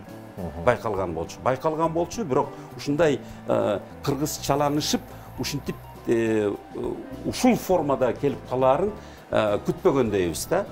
Бирок бул геосаясаттык маселе деп эсептейм. Биз 91 жылы социалисттик системадан баш тартканбыз. Социалисттик экономиканын кереги жок деп. Мамлекеттик үстөмдүк кылган экономиканын кереги жок. Эл менчикке ээ болсун, эл өзүнүн ишкерлигин өзү жасасын, ошол ишкерликке тиешелүү эркиндигине өзү ээ болсун деп. Мурдакыдай коммунисттик идеологиянын кереги жок бизге. Бизге адамдын эркиндиги корголсун жана сөз эркиндиги корголсун деп бурулганбыз. Бирок Орусия 20 жыл мурда, биз алардын артынан ээрчип 15 жыл мурда кайра жарыялабастан ошол социалисттик да экономика эмес, коммунисттик да идеология эмес, бирок капиталисттик жана демократиялык багыттагы эмес, кандайдыр бир жаңы өзүбүзчө бир олигархтык системага айланып бурулуп баратабыз да. Орусияда бул орнолуп деле калды. Анын аталышы мамлекеттик олигархат деп дагы аталган бир сөздөрү бар. Биз ошолордун артынан ээрчиген бир акыркы вагондой болуп атабыз да. кыпчылган бир вагондой болуп ошол мамлекеттик олигархат деп аталган бир поезддин акыркы вагондоруна акыркы кыпчылган вагондорундай болуп ошол системага бурулуп баргандайбыз. Бул акыры барып туруп элге толук кандуу көңүлүнө сиңгидей көңүлүнө жаккыдай адилеттүүлүктү акыйкаттыкты алып келеби алып келбейби? Бул күмөн. Алып келбейт деген пикирлер көп. Окатты тең бөлүштүрө албайт бул система. Баары бир коррупция же болбосо бийликтегилер көбүрөөк өздөрүнө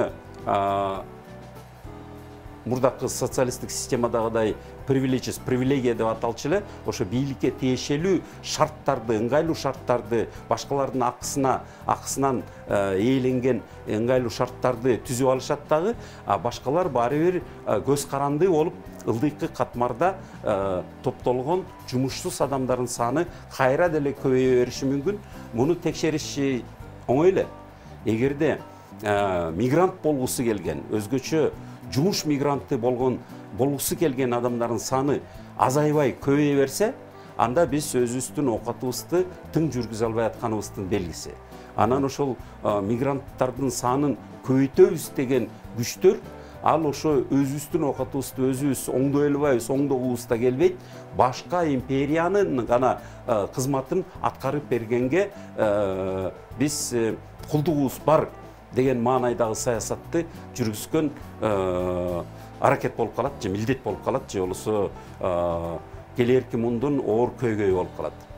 Рахмат агай, сиз айтып жаткан сөздөрдү, пикирлерди кайсы бир деңгээлде түшүнүү үчүн адамда кымынчалык болсо дагы критикалык ой жүгүртүү болушу зарыл экен. Аны биз мына жаш муундар жакшы түшүнүп турабыз, ошонун үстүнөн биз аракеттерибизди жүргүзүп жатабыз. Ошондуктан биз мына кийинки сюжетте ошол критикалык ой жүгүртүү тууралуу кыскача маалымат берүү менен жалпы сиздерге дагы тааныштырып коелу деп чечтик. Келиңиздер чогуу көрөлү.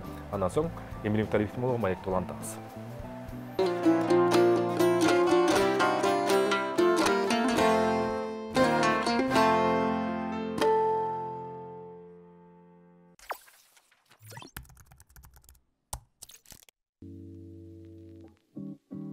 Күн сайын биздин алдыбызда чечимдер деңизи турат. Алардын айрымдары кичинекей жана маанисиз, башкалары биздин жашообузга чоң таасирин тийгизет. Мисалы, мен кайсы саясатчыга добуш беришим керек? Жаңы диетаны колдонуп көрсөмбү? Электрондук почта аркылуу миллионер боло аламбы? Бизден көп чечимдерди күтүшөт. Бирок ар дайым кемчиликсиз тандоо жасай беришибиз мүмкүн.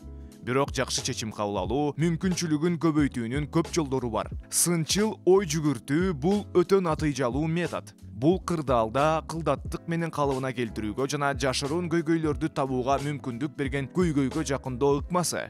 Мисалы, бир жактуулук жана манипуляция сыяктууларды түшүнсө болот. Сынчыл ой жүгүртүү туура чечим кабыл алууга жардам берет. Өзүңүз туура сезген чечимди тандоонун ордуна сынчыл адам изилдөө жана күмөн саноо үчүн бардык мүмкүн варианттарга баш ийет. Ага жеткиликтүү ыкмаларды колдонуп, эң пайдалуу жана маанилүү маалыматтардан башкасын жок кылат. Сынчыл ой жүгүртүүнү колдонуунун көптөгөн жолдору бар. Биринчи, көйгөйүңүздү далилдеңиз. Башкача айтканда, сиз өз максатыңызды түшүнүшүңүз керек. Бул ар дайым эле оңой боло бербейт. Мисалы, жаңы диета тандап атсаңыз, анын тандаган себеби ар кандай факторлорго байланыштуу болушу мүмкүн. Мисалы, 1-2 жумада гана натыйжаларга убада бар болушу мүмкүн. Бирок сиз чечимге диета менен так эмнеге жетүүнү каалагандыгыңыз жөнүндө так ой менен кайрылышыңыз керек. Экинчи, маалымат чогултуу. Айланаңызда көптөгөн маалыматтар бар. Андыктан көйгөйүңүздү элестетүү эмне маанилүү экендигин аныктоого жардам берет. Эгер тамактанууну жакшыртуу үчүн диеталар керек болсо, диетологуңуздан же башка адамдардан кеңеш сурасаңыз болот. Маалымат топтоо ар кандай альтернативаларды баалоого жардам берет. Сиздин максатыңызга ылайыктуу чечимге жакындатат. Үчүнчү, маалыматты колдонуу. Бул өзүңүзгө маанилүү суроолорду берүү менен ишке ашат. Чечим кабыл алууда өзүңүздөн сураңыз. Кайсы идеялар иштейт? Жоопкерчилик кандай? Мисалы, Сизге миллион акча жөнүндө убадаларды берген электрондук почта жөнүндө ойлонуп көрүшүңүз керек. Бул кырдаалда мен кайсы ой менен чечим кабыл алам? Фактынын негизинде жөнөтүүчү чындыкты айтып жатабы деп ойлонушум керек. Жок дегенде бир аз акча утуп алам деген ой логикалуубу деген суроого жооп бериш керек. 4-чү, анын кесепети жөнүндө ойлонгула. Элестетип көрүңүз. Май куюучу жайларда бензиндин баасын төмөндөтөм деген убадасынын негизинде талапкерди тандап жатасыз. Бир караганда укулуктуу угулат, бирок экологиялык узак мөөнөттүү таасири жөнүндө эмне айтууга болот? Эгерде бензин колдонуу жеткиликтүү болуп калса, анда бул абанын кеңири булгануусуна алып келиши мүмкүн. Бул жөнүндө да ойлонушубуз керек. 5-чи, башка көз караштарды изилдеп, талапкерлердин айткандарынын баарына макул болсоңуз дагы, карама-каршы көз караштарды талапкерлердин стратегиясына эмне үчүн ушунча адам тартылып жаткандыгын ойлонгула. Бардык мүмкүн болгон ойлорду карап чыгуу сизге ылайыксыз программалар эмне үчүн башкаларга жагымдуу экендигин түшүндүрүп берет. Бул сиздин варианттарыңыз жөнүндө билүүгө, өзүңүздүн тандооңузга баа берүүгө жана акырында кыйла негиздүү чечим кабыл алууга мүмкүндүк берет. Бул 5 кадамдуу ыкма. Албетте, чечим кабыл алуу процессин сиздин жашооңуздан жок кыла албайт. Бирок бул ыкма жашооңуздагы туура чечимдердин санын көбөйтүшү мүмкүн. Сынчыл ой жүгүртүү, маалымат деңизин сүзүп өтүү, издегенибизди так табууга жардам берет. Ушул ыкманы колдонуп, дүйнөнү маңыздуу жерге айландырууга болот.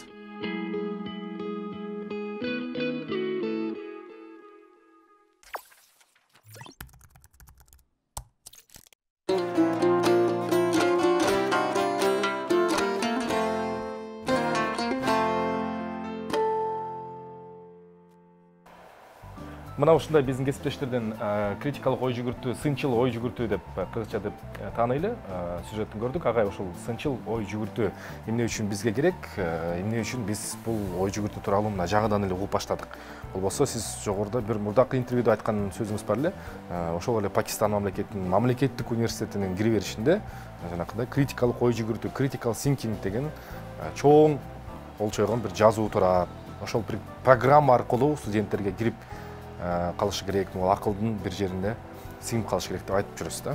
Пакистанда деле болушу мүмкүн, бирок мен айткан мисал бул Эмираттагы дүйнөлүк эң мыкты деп курулган, эң мыкты деп орнотулган Шейх Заиддин университетиндеги болгон ишти айтып бергем.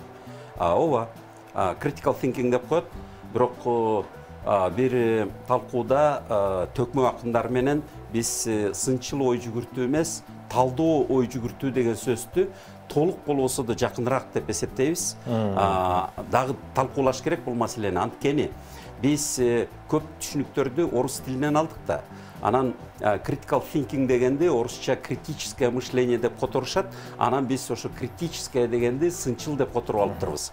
Бирок ошол жерден мааниси тескери болуп кетиши мүмкүн. Анткени биздин орус системасында жашап, биз критика деген сөз, сын деген сөз, бул сындоо деген сөзгө жакын. Critical thinking ошол сындоо менен, сындоодон асман менен жердей алыстыгы бар да. Бул сындоо эмес, бул талдоо көбүнчө. Талдоо. Ошондуктан биз critical деген сөздү орусчага которбой, орусчадан которбой, өзүбүздүн биз тереңирээк мааниси жакыныраак сөздөрдү тапканыбыз оң болот эле. Биз багынганды үйрөнгөнбүз, бизди үйрөткөн. Бизди багындыргандан баштап, бизди төрөлгөнүбүздөн багынганга үйрөтөт система, бийлик, жана бийлик үй бүлөгө тапшырма берген. Тартиптүү, бала тартиптүү болсун деп, Энет ага ошо тартиптүү деген түшүнүктү багынып берген баланы коомчулукка даярдап бергиле дегендей тапшырма берилген да. Ал баш ийген, багынып берген, тизилип берген. Жанагы ушул мезгилге чейин көп мектептерде эртең менен линейкага турушат экен. Бул тизүү. Чөгөлөтпөсө дагы тизүү. Кээ бир жерлерде чөгөлөткөндөрү дагы бар. Ошентип канчалык көп балдарды тизип, чөгөлөтүп, баш ийдирип, багындырып, көндүрүп салса, алар кулдугум бар деп, анан системага, өкмөткө кулдугунан башка аракетти тааныбай өсүп чоңоюп келет экен. Дүйнө жүзүндөгү өнүккөндөр илимди өнүктүргөндөр. Илим посторго гана эмес, ар бир адамдын жаңылыктарды жаратууга таланты бар, жана ошол таланттардын суммасы коомчулуктарды жаңылатып, өнүктүрүп, жана бири-биринин көйгөйлөрүн чечүүгө көздөрү да жетет, аракет күчтөрү дагы жетет. Ошентип алар күчтүү, бай, өнүккөн жана башкаларга үлгүлүү болуп, алардын жасаган нерселери биз импорт кылабыз. Биз жасаган нерселерибизди эч ким импорт кылбайт, керектебейт. Анткени биз багынганды гана билебиз, бирок өнүктүргөндү биздин мээбиз, күч аракетибиз, эркиндигибиз анчалык өрчүгөн эмес. Ошентип critical thinking бул биринчи ирет ошо мээни багындыруу эмес, мээге эркиндик, чексиз эркиндик. Жана керек болсо think out of the box деген сөз бар. Бул коробкадан сырткары ойлогонго аракетти үзбөө. Эркиндиги чексиз болуш керек. Ойдун дагы, пикирдин. Ар бир адамдын эркиндиги башка адамдын эркиндиги башталган жерден гана чектелет. Ошентип бул акыл эстин башкача өнүгүүсү. Эгерде сиз чуркай берсеңиз, бутуңуздун булчуңу өсөт. Эгерде штанга көтөрө берсеңиз, колуңуздун булчуңу өсөт. Бирок эгерде баланы тарбиялап атам деп багындыра берсеңиз, анын кайсы бир нейрондору өчүп калат дагы, багынууга үйрөнгөн нейрондору гана өсөт. Эгерде ой жүгүртүүсү эркин болушу үчүн critical thinking бул талдоо аракеттери үзгүлтүксүз, чексиз болууга шарт түзүп берсе балага, анда ал багынууга эмес, өнүктүрүүгө, изденүүгө жумшалган нейрондору өсөт экен. Ошентип баланын төрөлгөндөн кайсы нейрондору өсөт, кайсы нейрондору өчүп калат, бул эн атанын жана коомчулуктун жана мамлекеттин колундагы курал болуп калышы мүмкүн.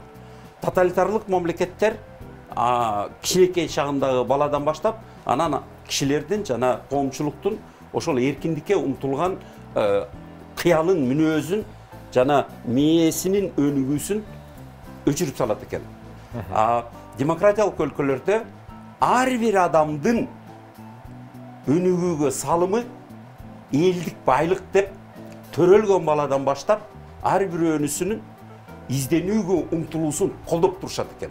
Чектебей, кайра колдоп турушат экен. Ошонусу менен биз анан айырмаланып кетет экенбиз. Алардын арасынан Элон Масктар чыгат экен, Стив Джобстар чыгат экен. Биз болсо ошол биз анан багынганды билет экенбиз. Анан бизди багындырган күчтү мазохисттерге окшоп садисттерди, саясий садисттерди күтүп калат экенбиз. Айырмачылык жөнөкөй айтканда ошентип дагы түшүндүрсө болот. Ата-эне балага болгон берген тарбиясы сыяктуу эле мамлекеттин элге берген бир гана экономикалык жана башка жыйынтыктардан башка ошол демократиялык демократиянын негизинде өнүктүрүп кетүү деп атпайсызбы? Мындай бир сөз бар экен да. Бир баланын ата-энеси канчалык баласын катуу кармаса, канчалык урушуп, зекип бир муштумда кармап турса, ошончолук баласы алдамчы болуп чоңоёт деген бир сөз бар да. Сиз ушуга кандай мүмкүн ал жөнүндө тереңирээк сөздү Элайс Мюллер, Янош Корчак, Мария Монтессоринин сөздөрүнүн мурасынын негизинде уланса болот. Алар 70 жыл мурда дүйнөгө эң алдыңкы педагогика илиминин мурасын сунуштап кетишкен экен. Ошондуктан өнүккөн өлкөлөр жаратман өлкөлөр. Машине, телефон, айфон, интернеттерди жаратып аткан өлкөлөр бизге керектелчү нерселерди экспорт кылып аткан эл. Алар тарбиялоо деген сөздөн баш тартыптыр. Тарбиялоо бул дрессировка менен барабар болуп калган. Ал 20-кылымдын башында аскерге жана фабрика заводдорго керектелчү адамдарды тарбиялап, ошолорго конвейерге тизип бере турган адамдар тарбияланчу. Мындан ары тарбия бул кулдук маанайдагы түшүнгөн аракетчилик калат. Анын ордуна биз ар бир адам, ар бир балага, ар бир баланы тарбиялоо эмес, тарбия деген сөздү чытап салып, ар бир баланы кабыл алганды үйрөнүшүбүз керек. Түшүнгөндү үйрөнүшүбүз керек. Колдогонду үйрөнүшүбүз керек. Жана кубаттаганды үйрөнүшүбүз керек деп. Анан мага жакканы азыр эң акыркы илимдин негизинде ошол эле изденген жана дүйнөгө жаңылыктарды жаратып аткан балдарды өстүрүп чоңойгон коомчулукта алар бүгүн бир гана сунушту айтышат. Мектептин дагы, мугалимдин дагы, энетанын дагы бир гана милдети бар дейт. Окутуу эмес. Ар бир балага өзүнүн ишеничин арттыруу, жаратуу жана колдоо болгон ушул аракет. Калганын баарын бала өзү жасайт деп. Ар бир баланын өзүнө болгон ишеничин жаратуу жана колдоп туруу. Калганын баарын бала өзү жасайт. Аны үйрөтөм, окутам деген бул кээде ашыкча күчтүү болуп калышы мүмкүн. Жана айылдык балдар кыйыр жолдон, тоодон ат мингенде шаардык балдар жулкулдатып аны жанынан коркуп атты кичине кыйнай баштайт. Анда айылдык балдар айтат шаардык байкелерине: "Тим коюңуз, өзү жолунда. Аттын да жаны бар" депчи. Аттын жаны бар, ат жолун табат. Бала андан бетер инстинкти күчтүү, инстинкти ак. Аны эгерде өзүнө болгон ишеничин колдоп турса, бала эч качан тескери жолго кетпейт. Эгерде аны жанагы аттын тискинин бурмалап эле тияк бияка жулкулдата бергендей инстинктин түшүнбөй тарбиялайм деп күчдөй берсе, анда ошол жерден бала өзүнүн ишеничин да жоготуп, анан кийин кандайдыр бир каршылык да көрсөтүп, анан кийин тескери таанылган мүнөзүн көрсөтө башташы мүмкүн. Ошон үчүн баланы кабыл алуу, баланы түшүнүү, баланы колдоо жана баланы кубаттоо бул дүйнөлүк табылга, жаңы педагогикалык табылга.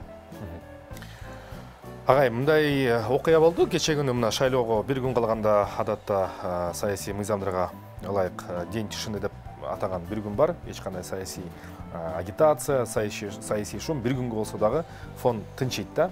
Ошол эле күнү арт-артынан мына кыргыз интернет айдыңында блогер Эрулан Коколовдун жанакы эт жана касапканалардын өтө бир жаман иштерин көрсөтүп көңүл ренжиткен видеолорду ошол күнү чыкты. Ошол эле күнү белгилүү жана ырчылар, эстрада жылдыздар дейбиз, Курал Чокоевдун бир берүүсү чыкты да. Сиз буларды көргөн жоксуз? Көрдүм. Анан мен өзүм үчүн мен түшүндүм өзүм үчүн. Бул эки нерсени бири-бирине карама-каршылык келип чыгарып туура эмес депчи, бирок жөн жатканда элден сурадым да. Урматтуу эл журт, ушул эки коркунучтон, бул жактан биз жаман этти жеп атабыз, биз ошол менен өзүбүздү уландырып атабыз. Бул жактан бизде ушундай теле берүү чыгыптыр.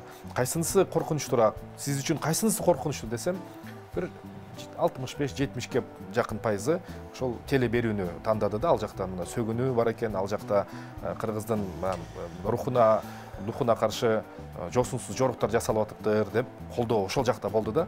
А мен ичимен ойлодум, эмне үчүн, эмнеге дедим да. Ошол суроого сизге кайрылайын деп жүрдүм элем. Мына бүгүн студиядан кармап алып сизден сурап атам. Эмне үчүн ушул коркунуч бар? Кичинекей улуттардын, азчылык элдердин коркунучу ушундайбы? Аз дейлик десек, мына күн барган сайын саныбыз көбөйүп атат. Өзүбүздүкүн алдырып ийебиз. Жок, башка бир баалуулук келип биздикин басып калат дегенибиз менен же өзүбүздүн баалуулукту дагы кыйратып дүйнө жүзүнө бир мындай көрсөтө албадык да. Ошол коркунуч кайдан келип чыгып атат ушул сезим? Мен биринчи ирет эмнесине көңүл бурдум, бул орустардын передачасынын копиясы экен. Ооба. Башынан эле түшүнүктүү болду, анан ага көңүл бурдум дагы, ынандым, ооба ошол жактан келген нерсе экен деп.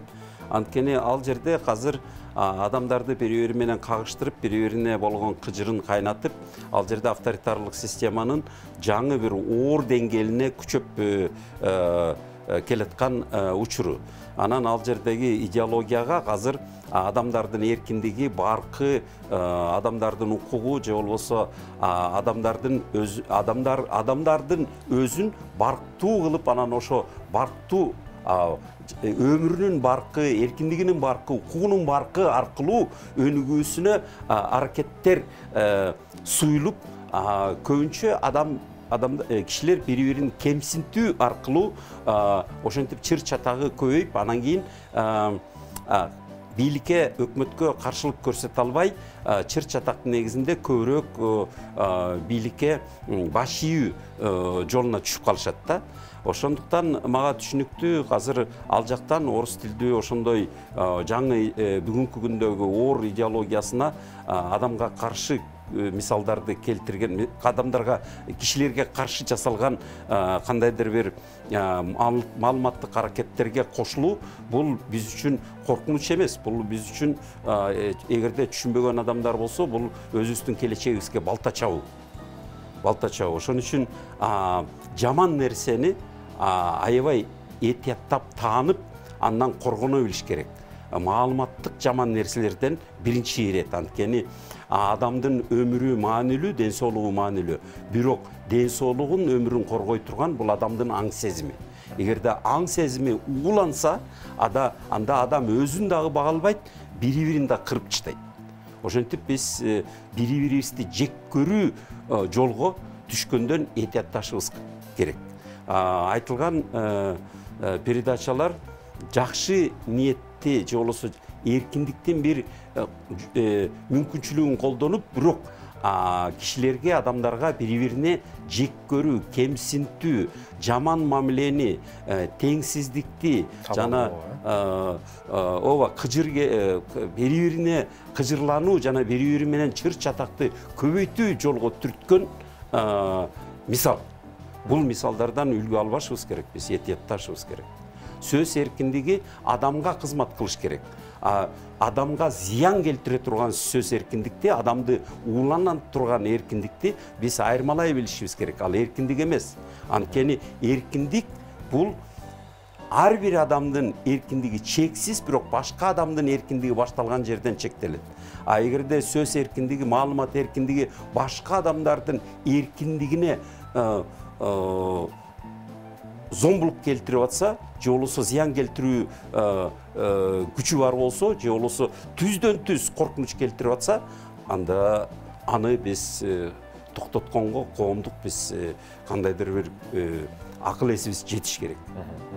Агай, сиз азыр эркиндик призмасынан айттыңыз ошол маселени, бирок жалпы коомчулукта бул нерсе моралдык, этикалык принциптердин негизинде көтөрүлүп чыкты да, негизги эркиндик тууралуу моралдык деген нерсе абдан коркунучтуу нерсе да. Анткени коммунисттик дагы морал бар, радикалдардын дагы моралы бар. Ошон үчүн морал деген сөз бул эски доордон калган сөз. Морал деген сөздү аябай этияттап колдонолу, же болбосо терең изилдейли. Эмнени биз айтып атабыз моралдык деп? Моралдык деген бул же кара же ак эмес. Ар бир системанын өзүнүн моралы бар. Гитлердин да өзүнүн моралы болгон, Түндүк Кореянын да өзүнүн моралы бар, Ирандын да өзүнүн моралы бар. Ар бир тоталитаризмдин өзүнүн моралы бар. Ошон үчүн кайсы морал? Ошон үчүн морал деген сөздү биз колдоноордон мурда этияттап терең изилдеп, же болбосо андан көрөк, морал дегенден көрөк жана адамзаттык баалуулуктардын негизинде бул дүйнө жүзүндө 7 миллиард адам жашаса, алар 192 өлкө мамлекет түзгөн. Ошол 192 мамлекет катталган Бириккен уюмдар, Бириккен улуттар уюмуна.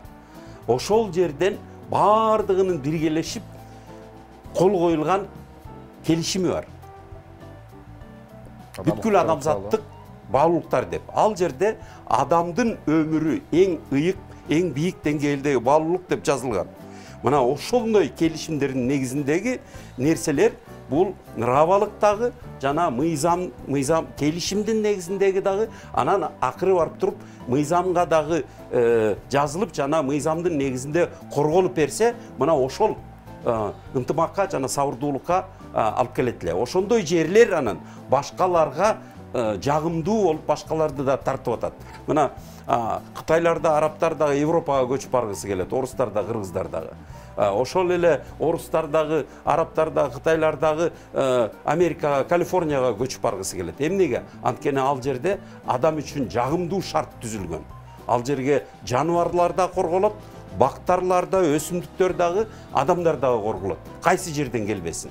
Мына ошондой адамга жагымдуу шартты түзө билишибиз керек. Кечиресиз, моралдык деген сөздөн мындай кеңири ой болуп кетти. Бирок моралдык сөздөн этияттайлы, бул морал деген сөз коркунучтуу сөз. Ошол идеология деген сөзгө окшоп эле. Идеология деген сөздү көп айтышат.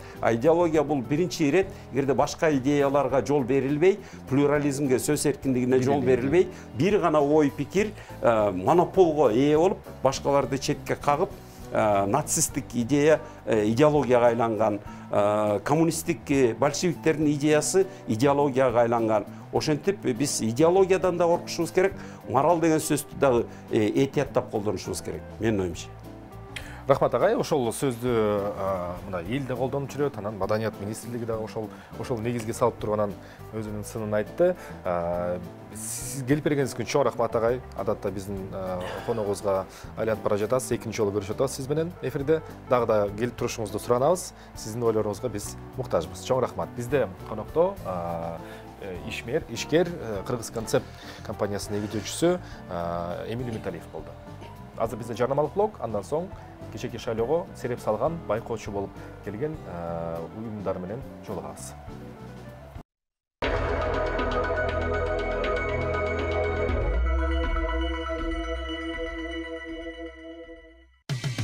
Кечтин кезекчиси Эркин Нурбаев. Кечээки шайлоонун жыйынтыктары жалпы жүзүнөн дүйнө жүзүндөгү практикага таянсак, бул ошо байкоочулардын негизинен келип чыгат. Ошондуктан биздин жыйынтыктоочу мейманыбыз Жалпы иш коомдук фондунун узак мөөнөттүү байкоо жүргүзүү боюнча эксперт, талдоочу Арсланбек Өмүрзаков. Саламатсызбы да, Буржабасбек мырза? Кечээки шайлоолор боюнча жалпы мындай срез катары айтып кетсеңиз, кандай болду? 33%га дээрлик жетти катышуу. Элдин маанайы кандай экен? Сиздер айтып атасыздар, мына биздин жалпы байкоочуларыбыз жалпы Кыргызстан боюнча бир тескей кызматын өтөштү деп. Саламатсыздарбы?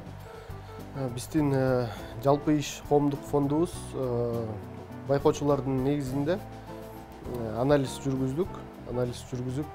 Андан тышкары бардык эле шайлоо айтылгандан баштап, ошол периодтон баштап шайлоого чейин периодду камтып, бардыгын анализ кылып келдик. Биздин 54-58 узак мөөнөттөгү байкоочуларыбыз бар болчу. Андан тышкары дагы 8 координатор ар бир райондордо, ар бир территориалдык шайлоо комиссияларынын бардыгын камтыды. Алардын иштерин жүргүзгөн, анализ кылышты. Андан тышкары кечээ шайлоо күнү биз 500 кыска мөөнөттөгү байкоочуларды дагы тарттык өздөрүбүзгө. Андан тышкары дагы 8ге жакын эксперт юристтерди ишке алып келдик. Алардын маалыматтарынын бардыгын анализдеп келип, биз өзүбүздүн жыйынтыгыбызды бүгүн алдын ала чыгардык. Эми бул алдын ала эле жыйынтык болуп атат. Кийинки финалдык жыйынтыкты болсо, акыркы жыйынтыкты бир айдын ичинде чыгарып беребиз. Эми алдын ала жыйынтык чыгарганда кандай деп айтсак,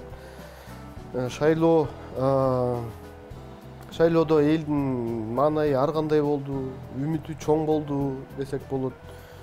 Шайлоо агитация убакытта элдин маанайы, мындайча айтканда, өзүңүздөр билесиңиздер, октябрда бизде ошондой саясий кырдаал күчөп, төңкөрүш болуп өттү десек болот.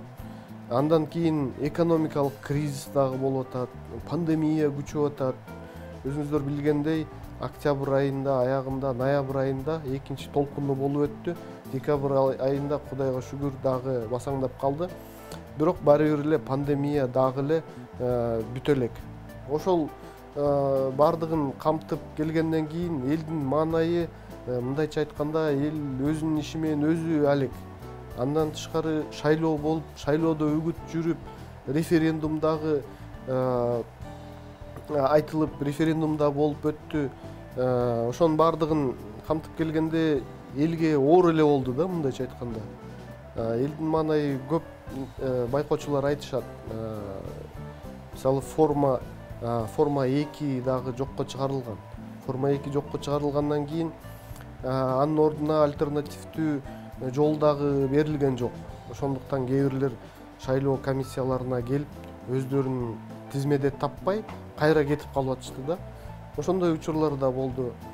Ошо форма 2-нин жокко чыгарылганы дагы менин оюмча шайлоочулардын келишине дагы чоң таасирин тийгизди. Андан тышкары кыш мезгили дагы болду. Ошонун баардыгы биригип келип, кечээ күнкү жыйынтыктарга келдик. Бирок шайлоо агитация учуру негизи бир кандидаттын активдүүлүгүндө өттү десек болот. Жыйынтык ошондой, негизи баардыгы эле көрдү, баардыгы эле билди. Калган кандидаттар эми каржы маселесине жараштуу же башка тоскоолдуктарга жараштуу өздөрүнүн мындай толук кандуу агитациясын жүргүзө алган жок. Бирок эми чын-чындан айтып келгенде дагы аларга дагы өзгөчө тоскоолдуктар болуп атты. Аны дагы байкадык, аны да айтып кетишибиз керек.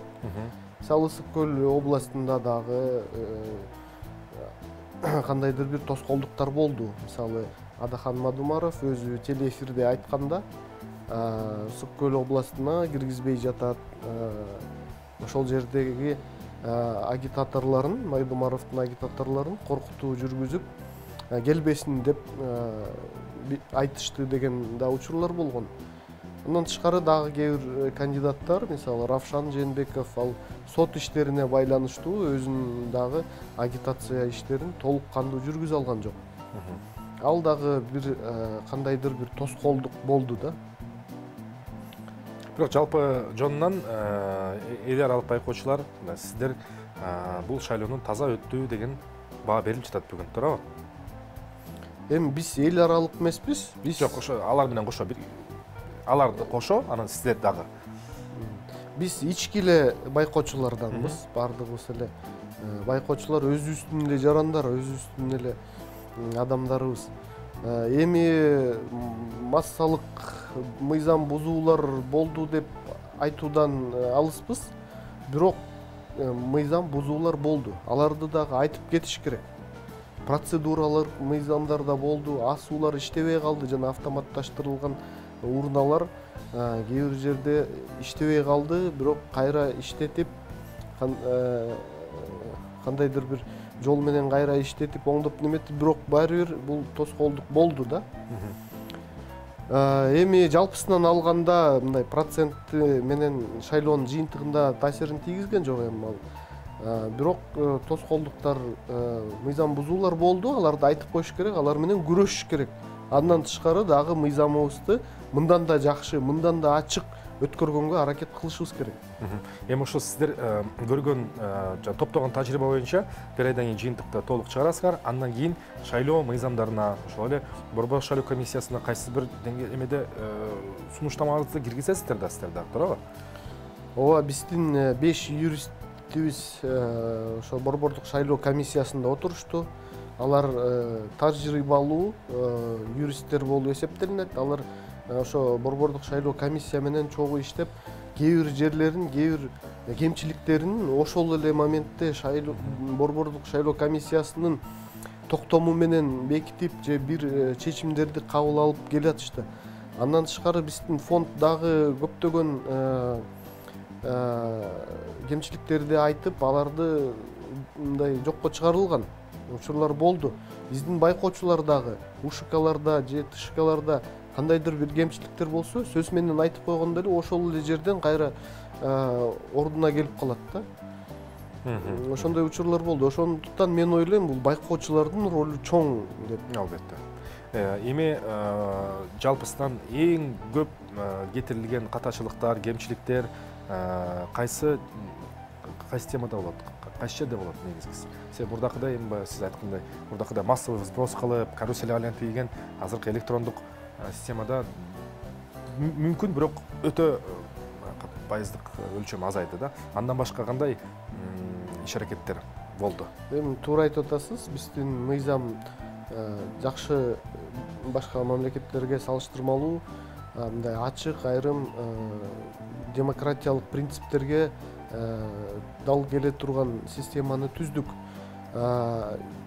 Ошо автоматташтырылган система киргизгенден кийин дагы биздин шайлоолорубуз көбүнчө учурда мындай ачык, айрым, таза өтүп атат десек болот. Бирок ага болбой эле мыйзам бузуулар, кандидаттар же партиялар мыйзам бузууларды көбүнчө агитация периодуна алып келишкен да. Мисалы жана өзүңүздөр билгендей, октябрь окуяларында, октябрдык парламенттик шайлоолордо форма 2 боюнча мыйзам бузуулар кандай аябай массовый болгон, массалык түрдө болгон. Эми форма 2-ни жокко чыгаргандан кийин ал массалык мыйзам бузуулар жоголду. Бирок ошону менен шайлоочулардын келиши дагы азайды да. Шайлоочулар алардын бардыгы өзүнүн укугунан ажыратылып калды да.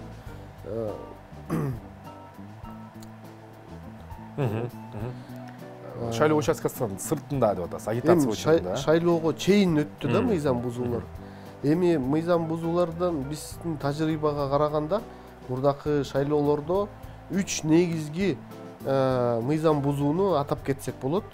Бул биринчиси административдик ресурсту колдонуу, экинчиси бул пара берүү же болбосо добуштарын сатып алуу, үчүнчүсү бул коркутуу, зордук, зомбулук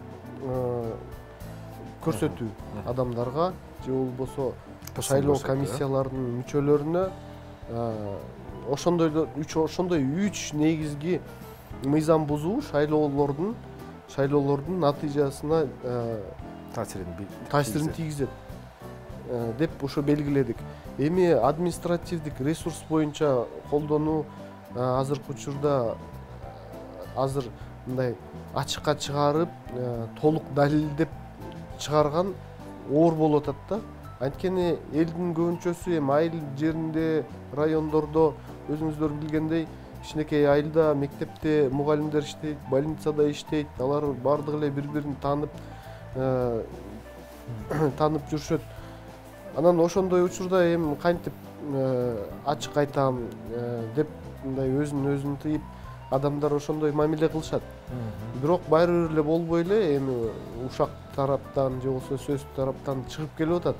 Мыйзам бузуулар административдик ресурс колдонуп атат деп. Же болбосо кээ бир учурларда жергиликтүү бийликтер өздөрү эле инициатива көтөрүп мыйзам бузууларга алып келип атат да. Негизги кандидаттар аларды суробаса деле же болбосо борбордон мындай сигнал келбесе деле өздөрү эле кошомот айтып же болбосо өзүн көрсөтүп административдик ресурсту колдонуу чаралар, окуялар болуп атат да. Болду десек болот. Болду, аларды ачыкка чыгарыш керек. Андан тышкары укук коргоо органдары дагы реакциясы мындайча айтканда оңдошубуз керек да. Оңдошубуз керек, аларга мындай директиваларды беришибиз керек. Кайсы учурда кандай реакция болуш керек. Мисалы бизде болсо бир окуя болду. Алар ошо байкоочунун көрсөтмөсүнүн негизинде талдоо жүргүзбөй, тескерисинче байкоочуну келип аларды суракка алып атат да. Суракка алып, алар кандай болду деп мындай басым жасаганда да учурлар болду. Ошондуктан бул жерлерибизди оңдошубуз керек. Ошондой учурларды ачыкка чыгарып, туура талдап, туура натыйжага алып келишибиз керек. Биздин мына убактыбыздын акыркы бөлүмүндө Жалпы иш коомдук фондунун быйылкы 2021 жылга жазып койгон, тизмектеп койгон иш планыңыздар болсо керек. Себеп дегенде быйылкы жыл шайлоого аябай кандай бай болуп отурат. Кийинки шайлоолор кайсылары болот экенин баягы божомолдуулар болуп атат. Түшүнүктүү, азыр конституция жана башка көчөдөн эле шайлоо болду. Иш аракетиңиздерди кайсы жака жумшайсыздар? Катарыңыздар көбөйөбү? Бүгүнкү ушул иш даярдыктарыңыздар кандай болуп жатат? Эми биздин пландар биринчи эле учурда бул президенттик шайлоо болчу, анан референдум. Эгер биринчи турда уткан кандидат белгисиз болуп калса, анда экинчи туру болуп өтмөк. Ага дагы мындайча айтканда бир пландар бар болчу, бирок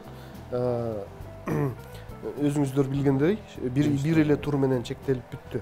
Андан тышкары эми мен ойлойм, дагы алдыда парламенттик шайлоо бар. Андан тышкары конституцияны өзгөртүү боюнча жаңы инициативалар чыгып атат. Ал конституцияны толук кандуу мыйзам чегинде кабыл алсак, анда дагы бир референдум жүргүзүүбүз зарыл. Ошондуктан жаңы конституциянын нормалары кандай болот? Ошолордон дагы көп нерсе мындай суроолор туулат. Эгер жаңы конституциянын мыйзамы боюнча кандайдыр бир чектөөлөр болсо, анда кайрадан жаңы президенттик шайлоону өткөрүш керек. Же кайра жаңыдан парламенттик шайлоону өткөрүш керек. Эми алардын баарын убакыт көргөзөт. Биз ойлойбуз, бардыгы эле стабилдүү болот.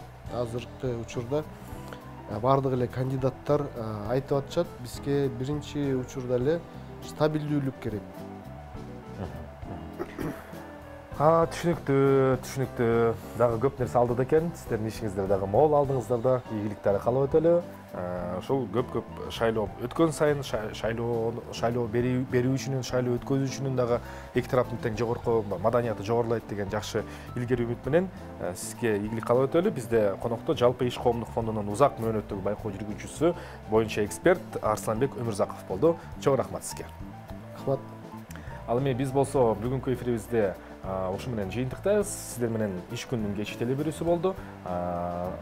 Өзүңүздөр билгендей 2 саат бою биздин эфирибиз мына Одноклассники, Facebook жана ошондой YouTube социалдык желилеринде чыкты эле. Дал ушул көрсөтүүбүз 2 сааттан кийин жалпы Кыргызстандын Бишкек каналы, TV1 Чекит KG телеканалдарынан көрсөңүздөр болот. Андыктан кечээки шайлоодо жалпы эл журтубузга биринчиден биримдик, тынччылык, консолидация алып келсин. Андан кийинки иштерди жалпы сиздер менен биргеликте уланталы. Анда эмесе кийинки эфирге көрүшкөнчө сак саламатта туруңуздар.